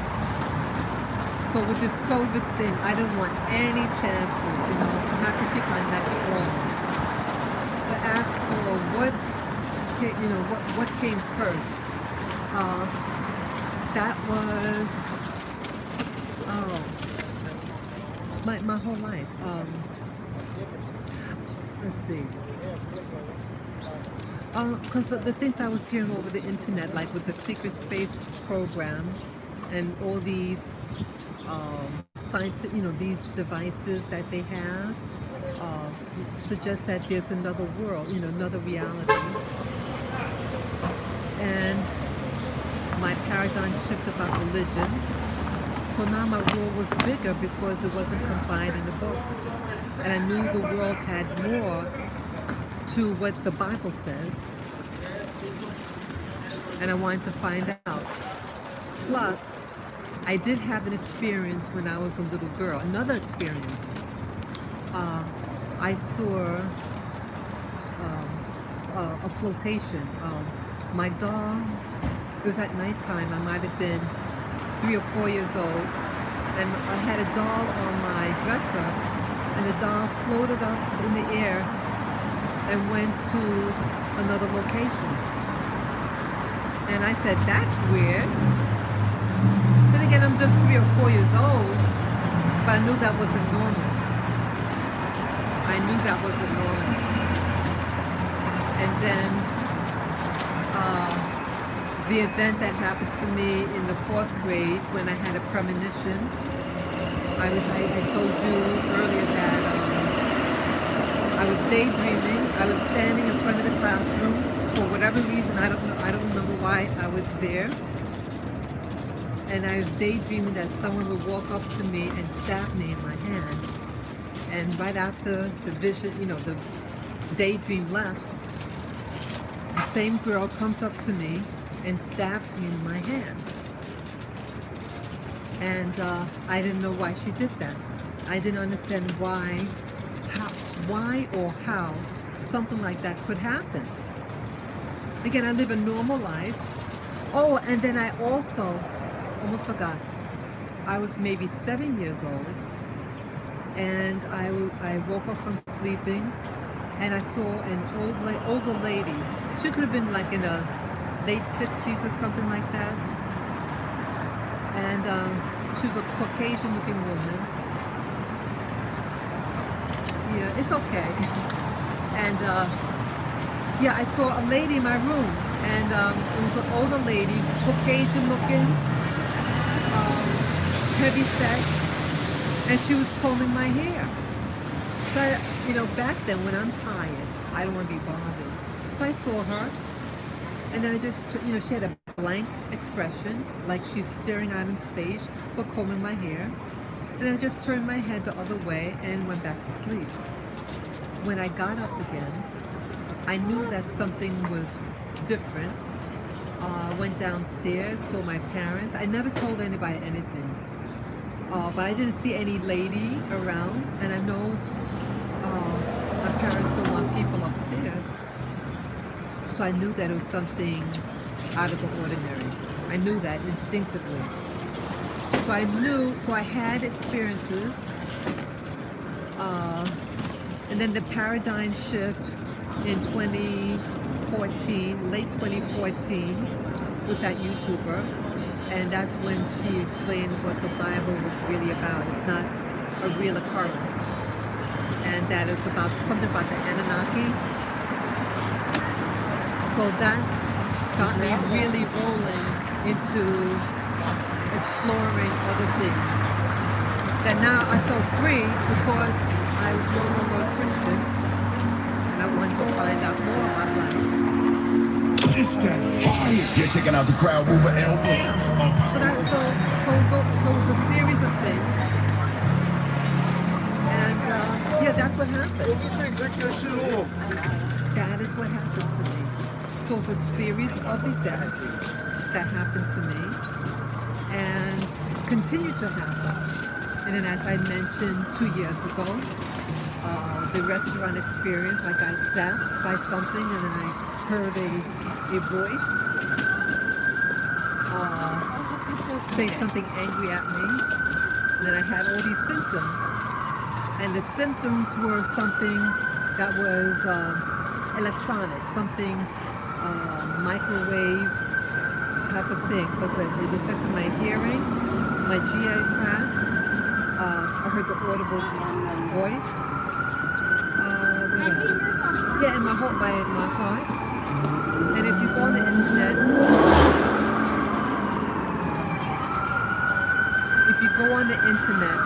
you will see that those type of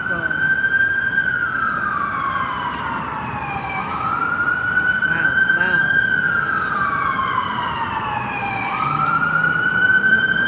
I hear it, but I don't see it. I see it.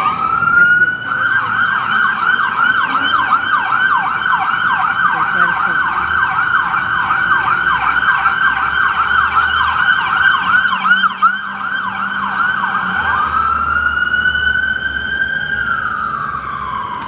Okay, that's what was making the noise.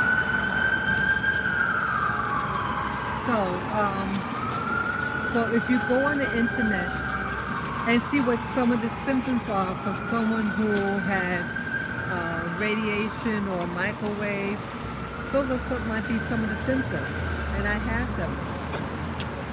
So life for me was a big conspiracy theory, starting with religion, that religion was, the Bible was false. I mean, it has interesting principles that it could teach, but as an actual event and an actual God, no, it doesn't exist like that. There's more to this paranormal world, and I experienced it. So that's what happened to me, and why now I'm even more interested in paranormal. I realize now that this world is like a pre-recorded. Everything's recorded. Everything. And I think David, it's right. I went to a David Icke lecture.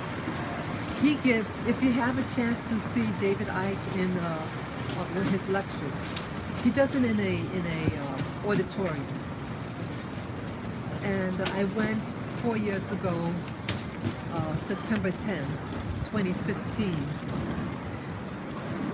He comes prepared. You get your money's worth when you go to one of his lectures. So I've been following David Icke also. And I live in New York City, and I saw when the 9/11 thing hit. I was at home at the time, and I got to visit the site 2 weeks after everything. Yeah. And then I started watching, I learned about the internet, and I started to find what you call conspiracy theories. And so I initially followed, oh wow, it's by chance. I first started watching religious stuff, religious shows. But I didn't know what was out there, so I was into religion. And I had a radio. And one day they had this guy called the Prophecy Club. They're on the internet, the Prophecy Club.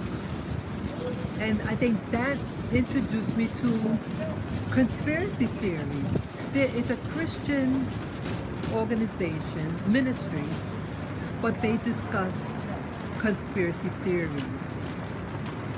And I think his program, that could have been in 2004, 2005. Yeah, back then I had a radio. I didn't know much about the internet, so I had a computer. And I think that program introduced me to other Bible prophecy shows. And then it also introduced me to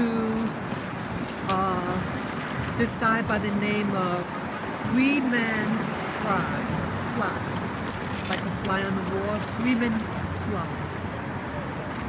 And he started talking about that program.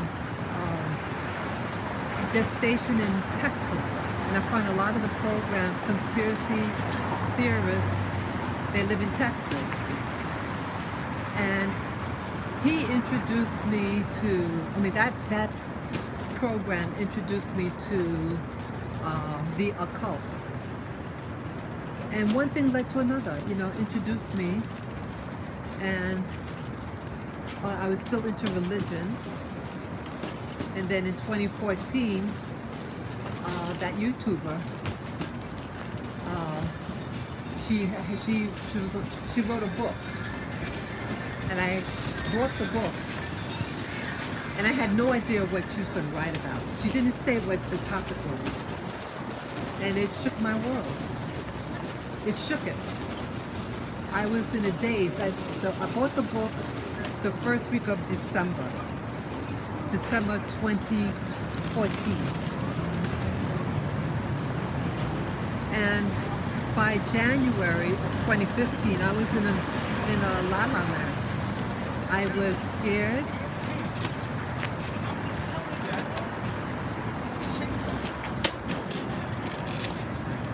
I was scared. I didn't know what to believe. Here I was a Christian. I only read the Bible. I used to do Bible studies at home, by myself.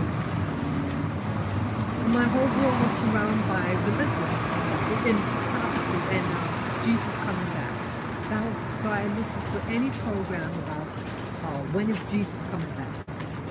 And then to get this information that about the Anunnaki and this Bible thing is not what I think it is. And the YouTuber also told me if you want to open your pineal gland to ask questions. So I said, okay, that's easy. So I started asking, I just needed to hear that. I needed to hear that at that time. That you need to uh, ask questions. It expands your mind, asking questions. And that's what I did. And I was already on that road to ask questions because something just didn't sit right with me anymore. Just how the world was acting. There's no one specific thing, but I was fed up with church. I was going to church at this time. Oh no, I left church. I left church the last week of December of 2013. And I said, she's a nice pastor, but this isn't working for me anymore. And I gotta expand. There's something going on. I was also interested in my Black roots, my African roots, and I wanted to explore that. So by 2014, I was watching that YouTuber, and she said, you want to open your mail, ask questions, and then in December of 2014, she published her book. I purchased it, and it shook my world. And I started to, the rest is history. So it gave me permission to just go for it. Just try and explore new things. I was introduced to ayahuasca. I had 4 sessions. Interesting. That was in 2015, and I have videos on that. Each of the times I talked about it when I got home, so you can see that also on my channel. You just write, go to my channel, search the word ayahuasca, and you'll see about 8 videos on that. And I saw things. I saw the Indian god, the lady with the dot in the forehead. She like a silvery blue color. What else? And then that led me to explore David Icke's work. I was introduced to the flat earthers. So all that happened around 2016. 2015, 2016, I started to experience more things, and so I've been hooked. So that's basically why I'm doing what I'm doing. But as for the secret space program, I'm not much. I don't really listen to them anymore. That genre, because I can't get any more information. I did interview a person. I interviewed this person for 4 hours. His name is Tony Rodriguez, with an S at the end. And I enjoyed doing the interview. I mean, I'm real amateur. The interview, I mean, you've been open and receptive to learning. That is awesome. Yeah, we have to ask questions. I don't want to know about, like, religion was just telling me what to believe. But I wanted facts. I wanted experience. I didn't want someone else's experience. I want my own experience. That's what happened. And I'm glad for that. And I think that's a healthy way to learn things from experience, or people who have first-hand experience at something. So also, so with the Secret Space program, I only had 1 interview with them, but I was to have a second interview, which was almost 2 years after the initial interview, and he pulls out at the last minute. Yeah, and so he started to act, he was weird about something. Something upset him about me. We had a pre-interview, it was supposed to be for like 6 o'clock. So by like 1 o'clock, we were just to brush up because we didn't speak to each other for almost 2 years. So it was just going to be brush up. We spoke. It was very pleasant. And then at one point in the conversation, something offended him. I said something that offended him. I don't know what. really. Just that, oh, I only said he was my first interview. And this upset him. Something upset him when I said that. And I went out. I come back, make sure everything's set up for the interview. It was to be a live interview. And he says, oh, I can't do the interview. I said, okay, if you need to do it at a different time or even a different day, I'm fine. Anything what's convenient for you. He never got in contact with me. And he did 2 interviews that week with the same people and never getting back to me. So it got me thinking. I said, this might be an ego thing and not something, I mean, again, only he knows what's in his mind and what made him react the way he did. He never came back to me, and I wrote him 3 times. Okay, and he never responded. So we're almost done. So it had me think about the genre, the secret space program, if it's really legit. If his actions is based on popularity and to only have people with a big view or whatever, you know, it started to maybe question his motive about doing the interview scenes, you know, going to different places and being interviewed. So I just backed away from it. And I did some videos to express my sentiment about him pulling out at the last minute. But yeah, so I'm not really, you know, if it's a real phenomenon, they should go as a collective to Congress and say, this has happened to me. You operating on me, you mind control, whatever. And a lawsuit. You know, if you say that this is happening to all these people, right? They haven't done that. So I'm really wondering, is this made up? I don't know. So I'm not really interested in it, but there is something to something out there. I don't know what it is. But yeah, so that's basically me. And yeah, I've talked a lot already. And so I'm going to be going now. I appreciate that you all got up early with me this morning. Yeah, at 6:45 I started this live stream. And Nice. but thank you. So I'm going to just set my little doggies up and do some other things. I appreciate you guys. It's a lot of fun. Yeah, leave your messages in the comment section below. And till next time, see you. Take care, guys. Bye-bye.